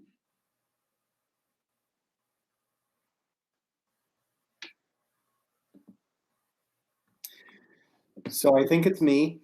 And Yeah. so our teaching and learning team, we are. Hold on. Sorry, wrong button. Go ahead. First, Okay. I'm going to share that we are being very, very flexible about our 3 teams. And so one of the things that you're going to hear is that we have been borrowing and stealing people from other teams to help other topics. And everyone has just been, wherever I need to go, I need to go. So that's been really helpful. So for one of the examples, so the teaching and learning had 3 separate kind of groups. One of them Yeah, sorry. Are you okay? Yeah, no, I was on the wrong slide. Sorry. So one of our groups, the technology group related to teaching and learning, grouped up with the operations technology committee as well, because we realized that there were so many overlaps. And so Amanda and Amanda Woodruff and Dr. Diaz and Chris Vipon, who is our new director of technology, who's not quite started, but he's definitely jumped in wholeheartedly, have been working. And so they're creating some really great resources on the technology side, because we know we'll have new devices for our K-3 students. We have to keep remembering that our 3rd grade students will be getting new devices as well for the first time. So all the things that we would need to do if we're in school or if we're at home to support the students to know how to use those new devices. So they're creating tutorials and they're creating info sheets and they're creating videos and they're creating a lot of information to share. And then for all of the resources that we have about Seesaw, for example, or about Google Classroom, or about Reading A to Z, or how to access the Carnegie math sites, or how to look at the Envision Math. Because if we're not in person, we're going to have to find ways for students and families in particular to know how to support their students. So our technology group, some of my original group now is working with the other group. And then so that's one of our groups. So it's a celebration. So we're remembering that our meeting was yesterday. So we have been, as Dr. Glickman said, we have been meeting regularly. So we met late Monday in the afternoon to figure out what we were doing, because we kept waiting for the guidance. And so it was going to depend what our agenda was going to be, depending if we got the guidance or not. So we went forward without the guidance. And so one of our tasks for our groups this week was to identify when we return to school, following all the guidance that we thought was coming, could it look like? What are the things that we could do? So our group identified 9 ideas for consideration. And when we came up with them, we did not just pull them out of our heads. We looked at other state guidances. We looked at other models. We talked to other school districts. We heard what other places were doing. So we came up with 9 ideas, and we went through a process to identify some details and concerns, pros and cons, and an overall recommendation for each of those 9. And then we tried to sell those 9. So then at the meeting yesterday, we went forward and we filled out a survey about which ones we thought were the most viable and the most beneficial, and the ones that we thought would match the yet to be determined guidance. So Lynn, if you can move to the next slide. So out of those 9 ideas, we actually have narrowed down to 4, but we know that those 4 are probably going to be some combination of all of them merged in together. And so we've identified those 4, and now we'll be going back to specifically look at those ideas and how we can match them to the guidance that we've been looking at. So I think our group is ready, and I think the guidance will support us in some of the ways, but remember, the guidance does say that it's up to every individual school district to make the decisions based on what's best for us. And then we'll be looking at the survey results that Lynn mentioned that got sent out, because we are hearing that a good number of students' families may choose to keep them at home no matter what our plan is. So we have to be prepared for that remote learning opportunity for students. So I've given you general directions about what we've been doing in our group. We still have a lot of work to do. The energy is still very high. Emotions are also high as well, because we're still considering adult needs as well. And so we're having to pay attention to that. Our group was happy, and I'm sure that it's going to be shared, but we're also looking for staff survey results about how many staff are going to be able to return as well. So some of our next steps includes that we're going to look at these recommendations and our ideas and find out how they can be merged or morphed. We'll be assessing all the things, all the survey results, all those things. And again, the technology group is continuing. They're going to be creating a hub for all that information, and I believe it's going to be on our Device Academy website. We may change the name of that, but it would be a location for our parents to get the information, for our students to get information, and our teachers to get information. So they're working very hard on all those things. And one of the things, I'm just going to give a shout out to our tech team. We've streamlined some of the processes for tech support. In the past, a student needed to contact their teacher to tell them they were having an issue. And Chris and his team have said, you know what, we need to change that. And so students are going to have direct access to the tech support by sending an email directly to them, so that the teacher doesn't have to be the middle person in trying to solve issues. So I think just some of those kind of things, we're rethinking our past practices along the way.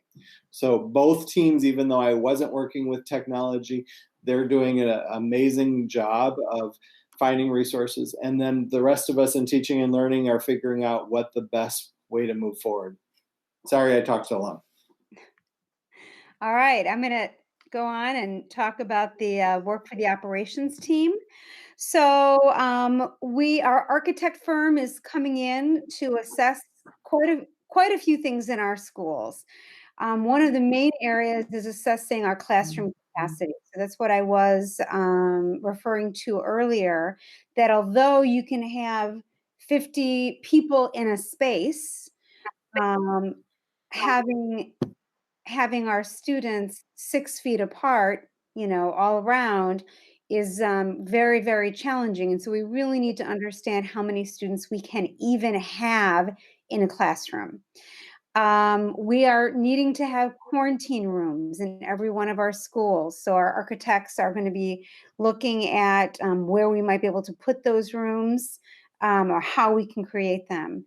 They're looking at the options for our bathrooms, how to make sure that we are safe and socially distanced in bathrooms. They're studying our water fountains. We're completing our furniture inventory. Again, I made reference earlier to the fact that we aren't going to be using tables in classrooms and, children gathered around tables, but, and instead just need, we need to move desks back into classrooms. It looks at this point, we did one survey already and we have plenty of desks. We're doing another round now to make sure we have enough of the right size of desks. So we're working on that. We're researching and ordering things, just starting with that. So ordering PPE is needed. We're researching plexiglass dividers to be used in our offices likely, along with some other spaces as well, potentially. And we're researching electrostatic sprayers for cleaning purposes. The operations team next needs to consider options for on-site meals. So again, let's go back to that 50 people in a space. Well, if you've ever been into one of our lunchrooms, we have a whole lot more than 50 children in a lunchroom at one time. So the question then becomes, are we coming up with some very, very fancy way of staggering lunches that we haven't been doing in the past? Or potentially more likely, are we finding a way to have lunch in classrooms? And if so, how do we make sure that then we have to work with our health folks to make sure that we have addressed allergy concerns in classrooms if we're eating in the classrooms. We need to consider school floor plans for student movement, options for arrival and dismissal. So that's that potential of having staggered arrivals and dismissals. We need to consider cleaning requirements and staffing, make sure we have the staff in place to do all of that heightened amount of cleaning. We need to make transportation recommendations based on the new guidance and the parent feedback that we've received.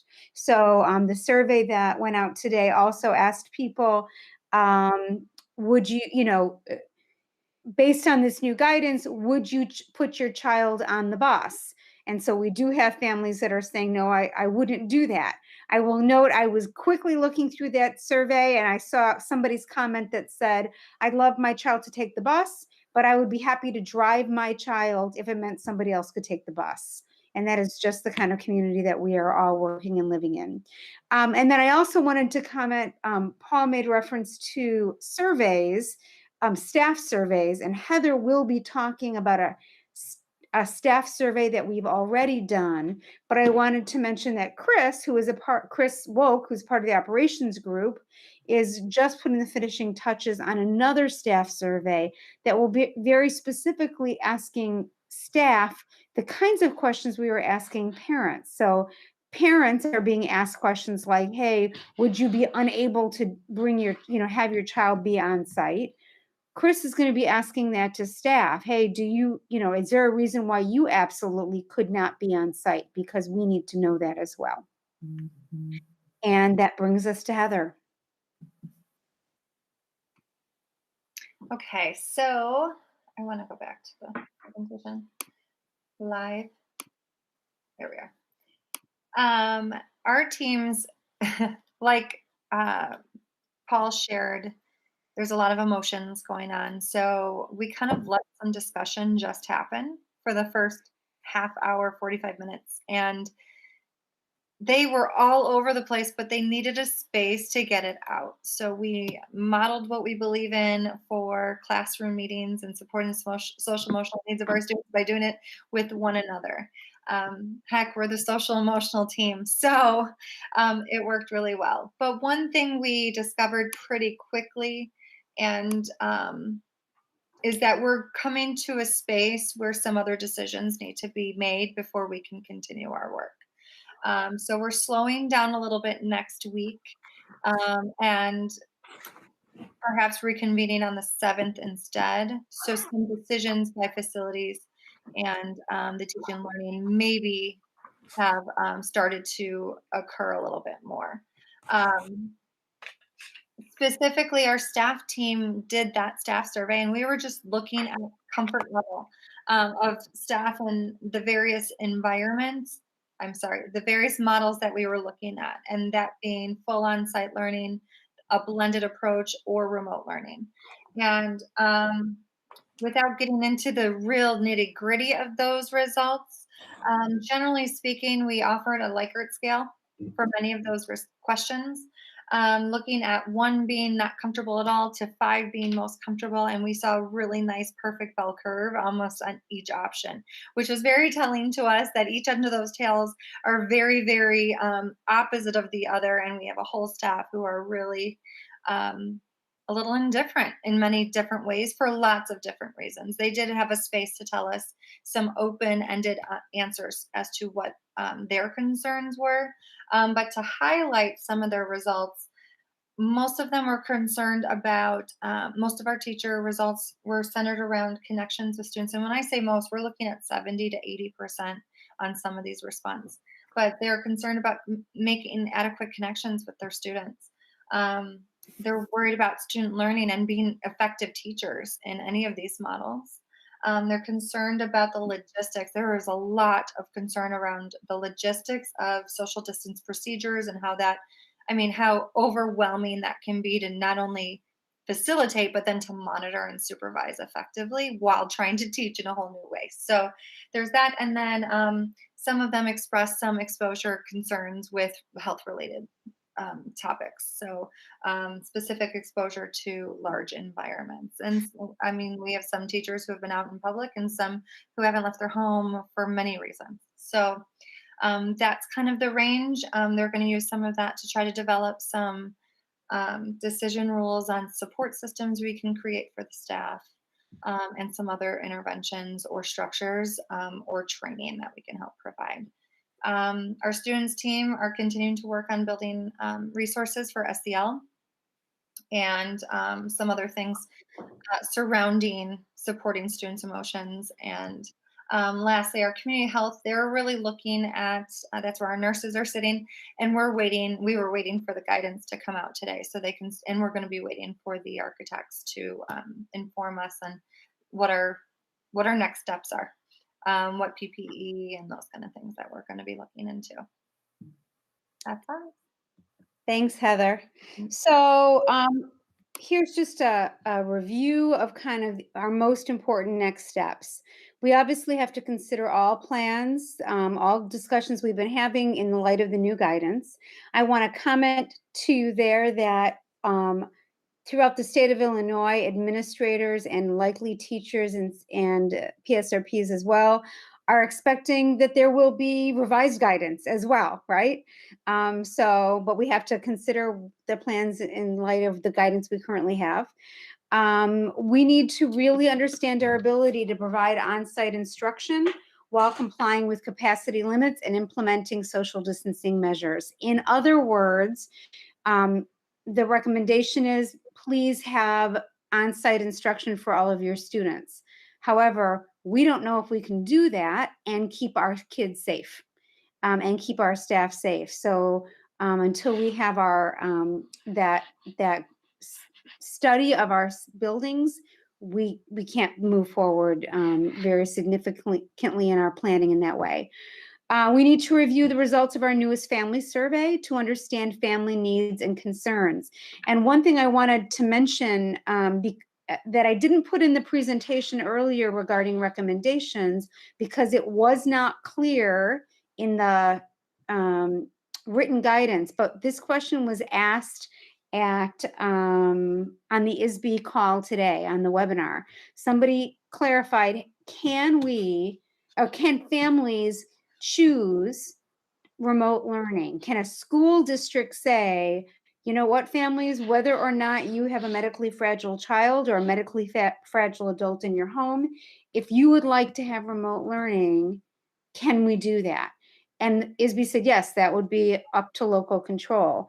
That is a perfect example of reviewing the results of our newest family survey to see, is that potentially an option for us, as Paul was talking about, or showing you in a slide recently, the possibility of some families who choose on-site and some families who choose off-site could go that way.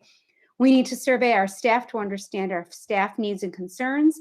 We'll continue meeting in large and small groups, and we will bring you a plan at the July 15th Board of Education meeting. And that brings us to the end of this presentation. I'm coming back to you all. All right. Any questions or thoughts of what you just heard, the latter half of this presentation, before we close it up? Again, just thank you. The enormity of what you're doing is incredible. So thank you for doing so much extra work and for making space for our teachers to feel everything they need to feel and to work through that, and offering up what you're doing so that we can offer it out to parents as we hear from them too. So just so much gratitude. Thank you. I think our educators all around us are kind of saying to themselves and to each other that the work that they have to do is the work that's in front of them. You know, that nobody actually woke up one day and said, hey, let's reimagine the whole thing right now in the middle of crisis. And yet that's the work. And so that's the work that we're doing. So, all right. Well, I think that brings us to the end of this relatively lengthy presentation. I do have one thing for you on this topic, and this is more for anybody who may be watching live as we're going along, or will watch this back later, is a quick reminder that Dr. Glickman and her team has been working on as many plans as possible for the last almost 2 months now, if not a little bit more. So they've been on top of it. With the fluidity of the guidance and the ideas and the changing situations, I think they've done a remarkable job. The plan will come out when we are able to get the plan out. With the guidance finally coming out yesterday, there was no way we were going to have guidance for you guys, for everybody today, to make a final thing. So they are working on it, and we hope to have more information to everybody who's watching or watches later. And isn't it also true, it's over 100 of our teachers are working as volunteers this summer? They're working outside of their contracts. Absolutely. It's about, as we normally do. Yeah. So. We have a team of 105 people, and 85 of them are staff members who are volunteering their time. Yep. Every week. Thank you. Okay. Halen, last thing before you pivot off, or Jim, last thing before you pivot off from the presentation. And I know with Keith and Marlo retiring, I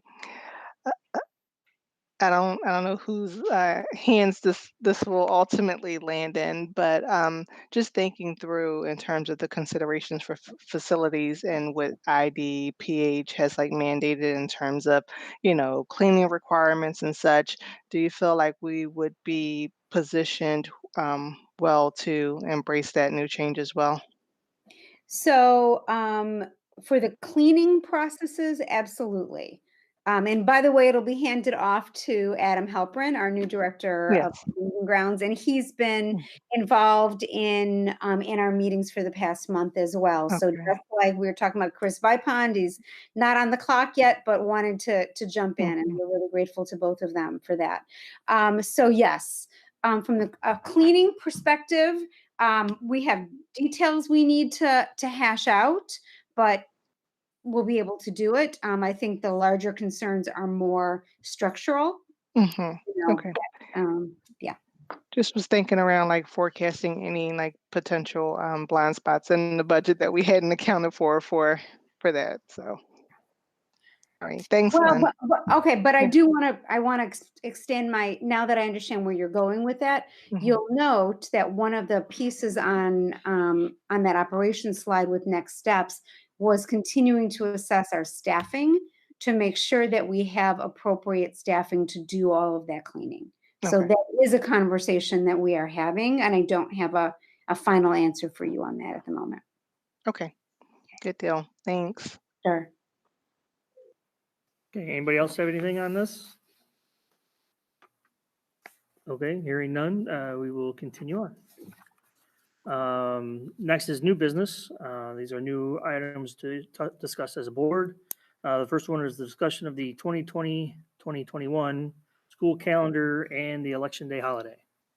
Well, I have great news. This is going to be super short. That's the great news. So when we talked about this briefly 2 weeks ago, at that time, I told you that there was lack of clarity as to whether or not a school district that was not having elections on their ground, did not currently have elections on their grounds, could a school district in that situation, like us, choose to waive that holiday? And so you said, yeah, well, then let's talk about whether or not we want to waive that holiday. Since this time, we have gotten clarity from the state. It is not a waivable holiday, so it's not a discussion to waste our time on anyway. We will be closed on election day, so it's simply a matter now of how do we reconfigure our calendar to account for that. Obviously, the simplest answer is tacking a day on to the end of the year, but we're educators. We don't always go with the simplest answer. So we have to have conversations. So what'll happen is that our calendar committee will meet as we always do to create a calendar. We'll come up with a recommendation and then we'll bring it to you. So that's it for that topic. Okay. Next is the discussion of a federal resolution. This would be, I guess, my topic because I'm the one that brought it up. Idea being is similar to the CARES Act or any other financial relief packages that the federal government may be considering. In lieu of that, I thought maybe we would have a discussion about putting together a federal resolution to the federal level. They would talk about investing in public education as an essential and valuable as investments in the nation's physical and digital infrastructure. Public education is overwhelmingly funded from the state and local revenues.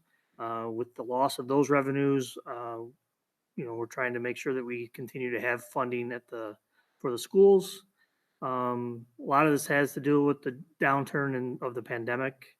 So districts and cities and states all face significant reductions in revenues. So those are some of the topics that I thought we could put into a resolution and pass those along to our federal level representatives on both sides of the aisle and on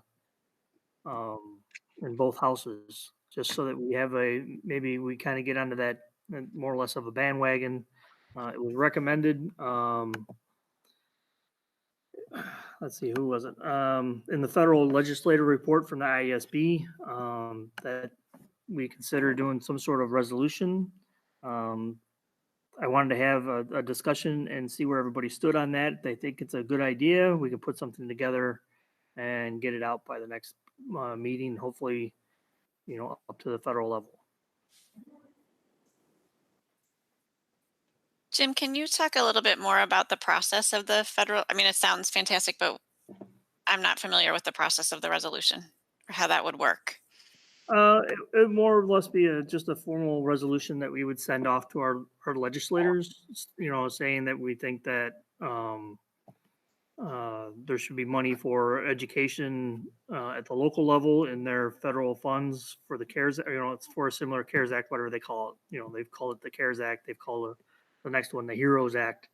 So who knows what they'll call the next one. But it would take federal stimulus money and push it into local school districts to help with the downturn in the economy and the loss of revenue that may be coming from, student fees or property taxes or, even money that comes from the state. As we typically have been, the last couple of years, been receiving extra tier money. This year we're not. Next year we probably won't either. So luckily there's that hold harmless at this point, and we're not going to be losing any revenue from the state, but we're not going forward like we had in the last 2 or 3 years. So something along those lines to try and put more federal dollars into local school districts. Right now they're about 8% of local funding for us, or funding for the school district. It's about 8%. Comes from the federal government. As time has gone on, the government at its highest was, they had allocated back in 2004, I believe, about $100 million or $100 billion in funds to go into education. And the last number I saw is already down to like 68 or 70 billion dollars. So they've been cutting funding from the federal level that comes down and trickles down into us. So it might be time for them to start ramping that back up, and this might be a good time to try and get that in their mindset. Thank you. Yeah, I agree with the content. I'm just curious. So do we craft a resolution together? Does one of us write it and then we send it to someone, and then what happens after that? And I'm asking for the benefit of people listening. We could do it one or two ways. We can have somebody craft it, and some people can help wordsmith it to get it on board with what we're thinking. We can probably reach out to the ISB and see if they have a template that they're recommending to send. That might save us some time and effort. And then it would get sent on to the legislators. After that, I really don't know. It may just go into the circular bin. Knowing some of our politicians, it probably will. But that is what it is, and we can't change that. But at least we can make an effort and advocate for our school district like we always do. Right. So the resolution process is the way we advocate for increased funding. Is that right? Okay, gotcha. Thank you. Yeah, I'd be up for that. I think that would be a good use of time. Any other comments?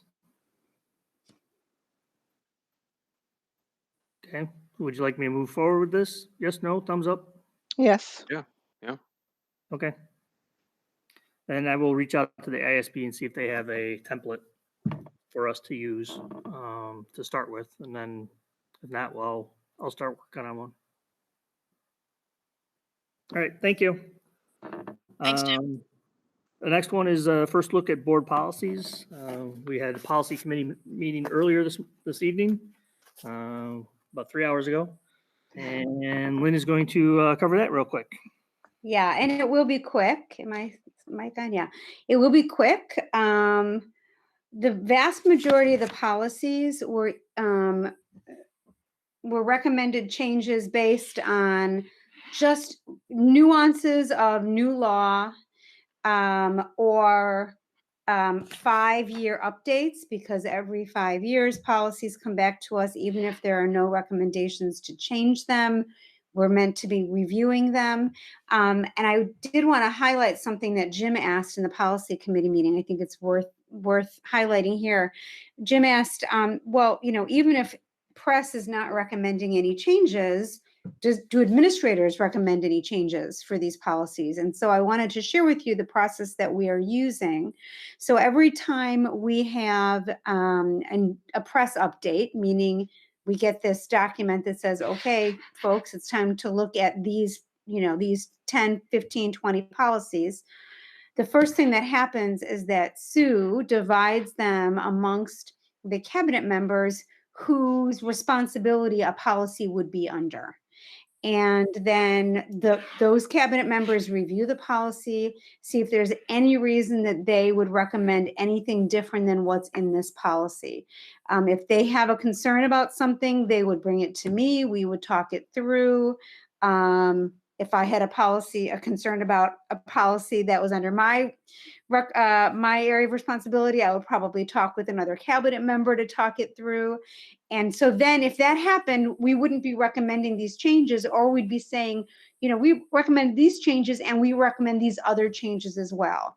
None of that happened this time. We were all very comfortable with the recommendations that came through press, but I did want to let you know that we do go through that process. In any case, there were only 2 policies that Jim and I agreed we should just, highlight for you all here. These 2 policies are have recommended press changes that are related to the to GATA, which I always say incorrectly. So hold on. The Grant Accountability and Transparency Act. So the first one is policy 560, which is district staff expenses. And added to that policy is a whole list of steps for approval. So the steps that staff need to go through if they're getting expenses approved.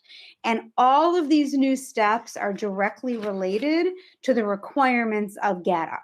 So the policy committee certainly felt that it made sense to be putting them in the policy since they're required by law. Then there was one area that was kind of a question for the policy committee to decide.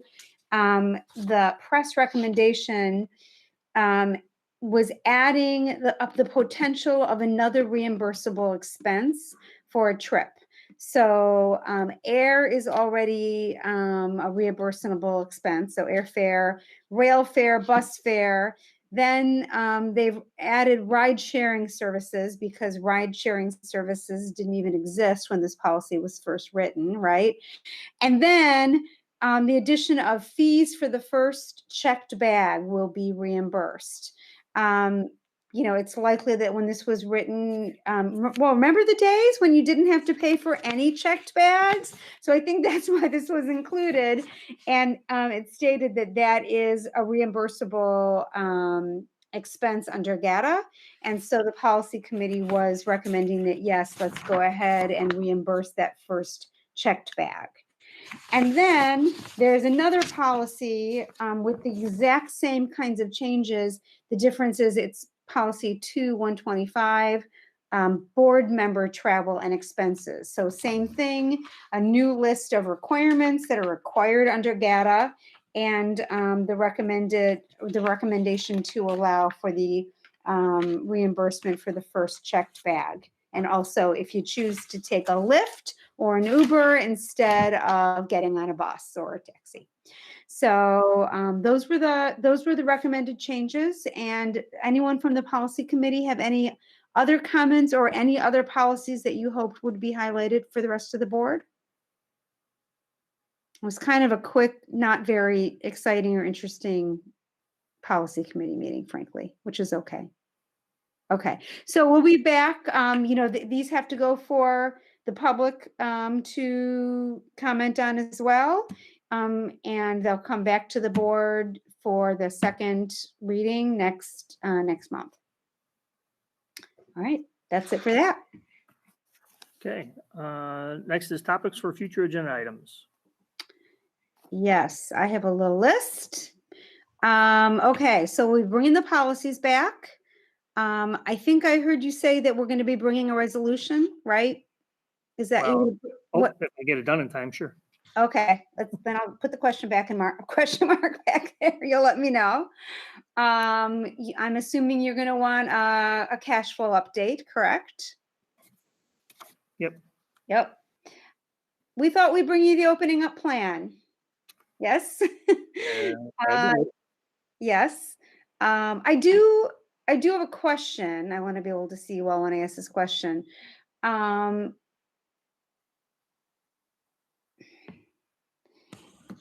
If I don't know how to ask this, if we have information that we're able to share with with families prior to that date that is just, some decisions that have already been made?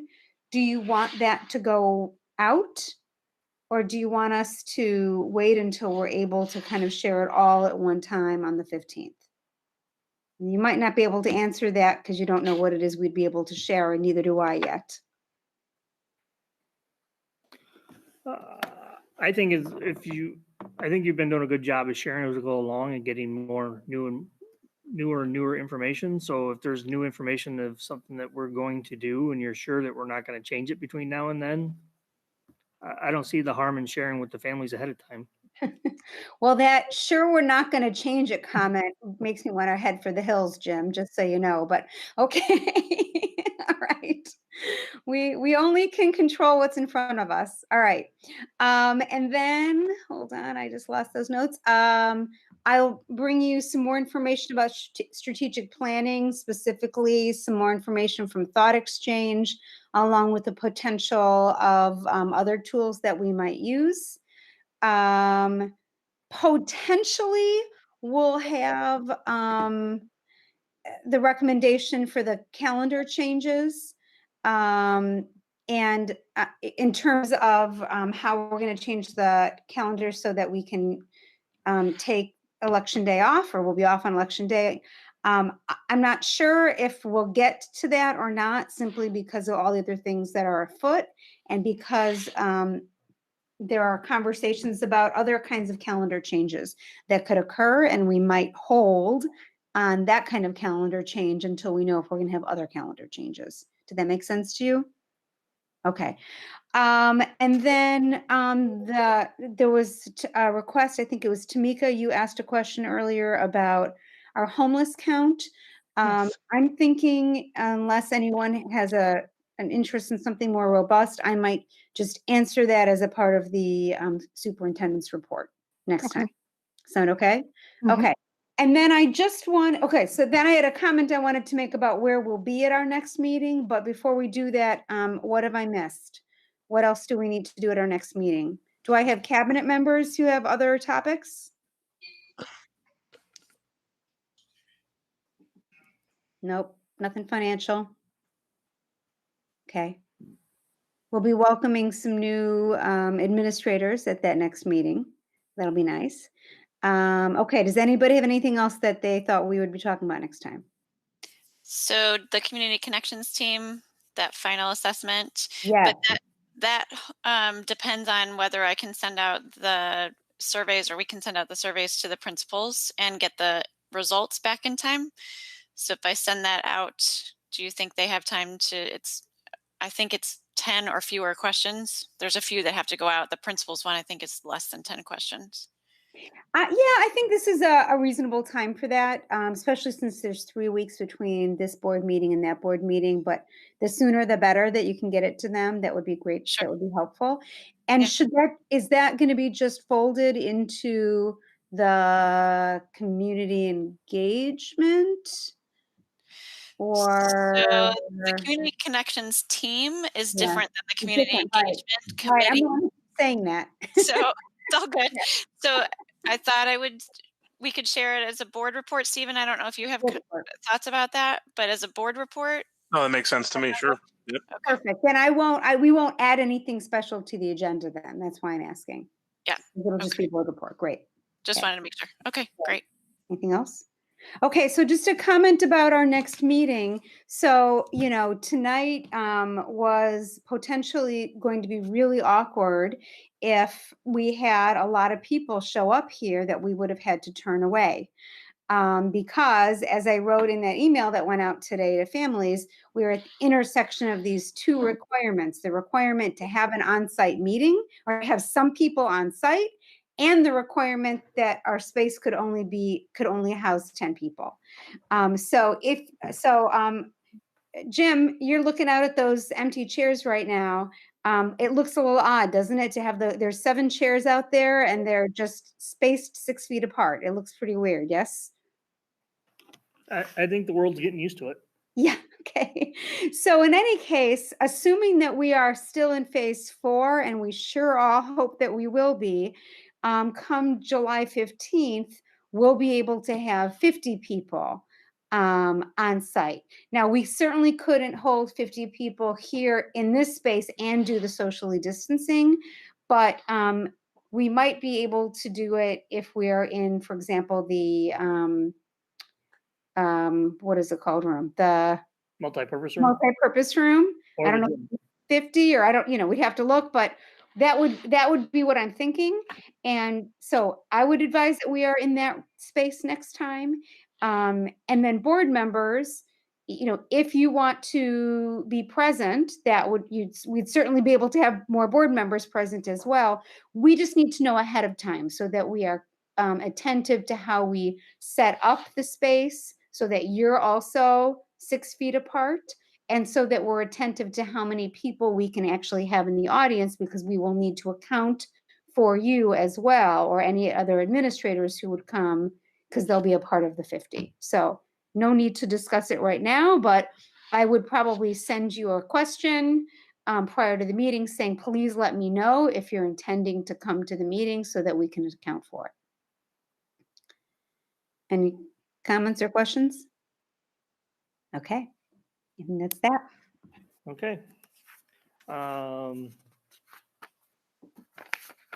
Lost my place. So we are back to public comments. Chris, did we have any more? Yes, we have several.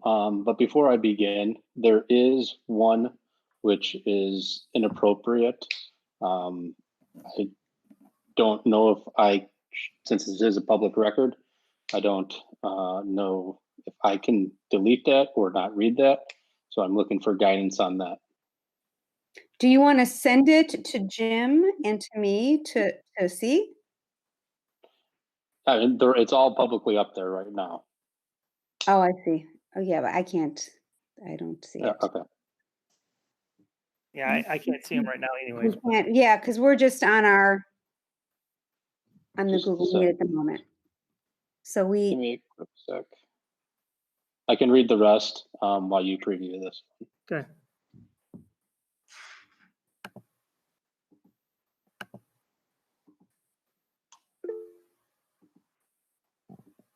All right. From Stephanie Drakely.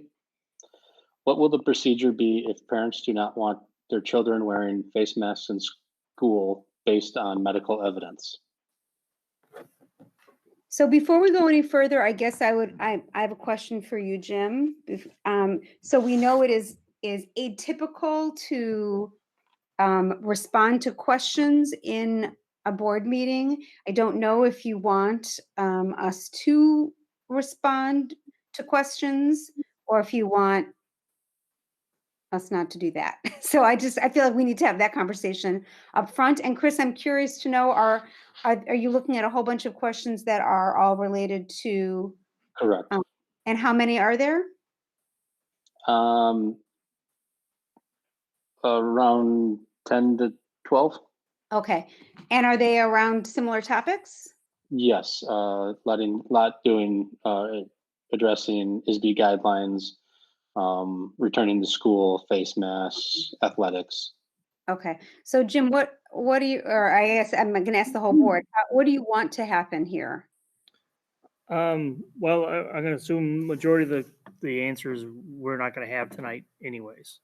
So hopefully they are still online at this point and they can send us their email so that we can answer them individually. Okay. Knowing that guidance has just come out yesterday and we're still working through plans for reopening and social distancing and masks and that whole 9 yards that has to happen with no discussion or no decision being made tonight anyways. If they have, if they can send their email or send their questions directly to Dr. Glickman, we can get, some sort of answer for them. Okay. But I don't think we're going to be able to answer. I mean, the answer for most of those questions are going to be, we're still working through it. The guidelines are just coming out. But this way, at least their questions will be able to be asked publicly, which is the point. And Chris, I don't know if you had sent me this comment to review. I have not seen it. I saw it. You don't need to worry about him. Okay, great. It's Okay. on the public. It's on the public record. You don't need to read that. Okay, thank you. I appreciate that. This is Christy. Could I ask maybe that we also, the individual questions, great to respond individually, but could we maybe start an FAQ and just collect those questions, and then as we have answers to them, maybe we can publish them as like an attachment to one of your weekly notes, Dr. Glickman, and just keep adding to it as questions are asked and answered? Yes. So there's like a absolutely. central repository? Yes, I would say many of those questions are ultimately going to be coming through the survey that went out. Mhm. So yes, that is something that we can do. Thank you. Yep, thank you. Continue. Yep. Okay. Anna Osis writes, I'm interested, as others may be, in the response to the questions above regarding face coverings. Can there be a public response to this in addition to the individual email responses? Stephanie Drakely writes, will Dr. Glickman not be addressing the new ASB regulations that were recommended for next year about students returning to school tonight? Joy Brox writes, it is said that students who have trouble breathing will not be required to have a face covering. Does that mean a student with diagnosed asthma does not need a face covering? Dan Debusick writes, if a child in one class is diagnosed with COVID-19 using contact tracing, would the whole class need to be quarantined for those 10 days? Dan Debusick writes, we saw guidance for music and PE. Was there any guidance for art instruction and sports? Stephanie Drakely writes, sounds like sports would be a no-go since they cannot share equipment or do any type of physical touch. Dan Debusick writes, my kids do cross country, for example. Sarah Marie McMorrow writes, you mentioned the no more than 50 people in a space. What is the definition of a space? Is that referring to a classroom, a pod area, the building?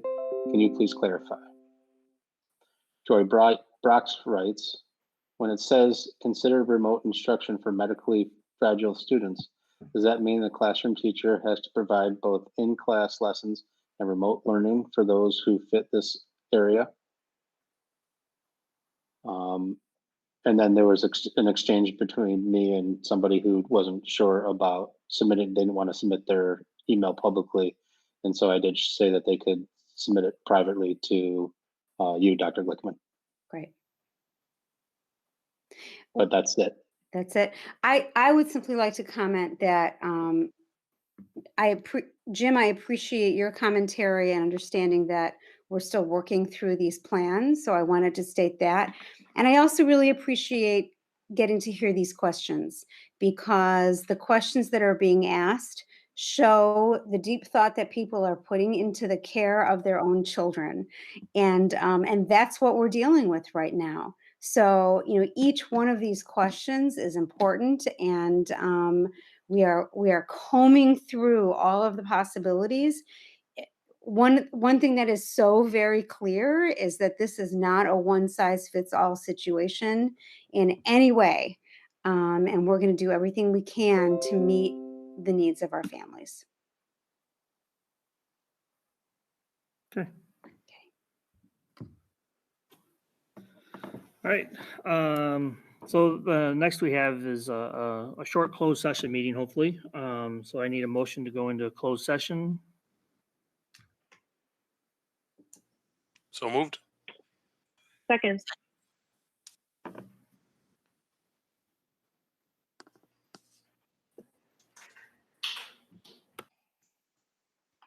LaCroix, Aye. Nash, Aye. Miller, Aye. Mack, Aye. Kraft, Aye. Weedman, Aye. Braden. Hi. Okay. Thank you, everybody. You have a link to the next meeting in your email. Give me a second to move into another room to have the meeting, and I'll see you in a couple minutes. Bye, John. Bye, Keith. Thank It's you. been a Happy pleasure. retirement. Thank you, everybody. Bye, Keith. Congratulations. Good night. Congratulations, everyone. Thank you, everyone. Night. Good night, everyone.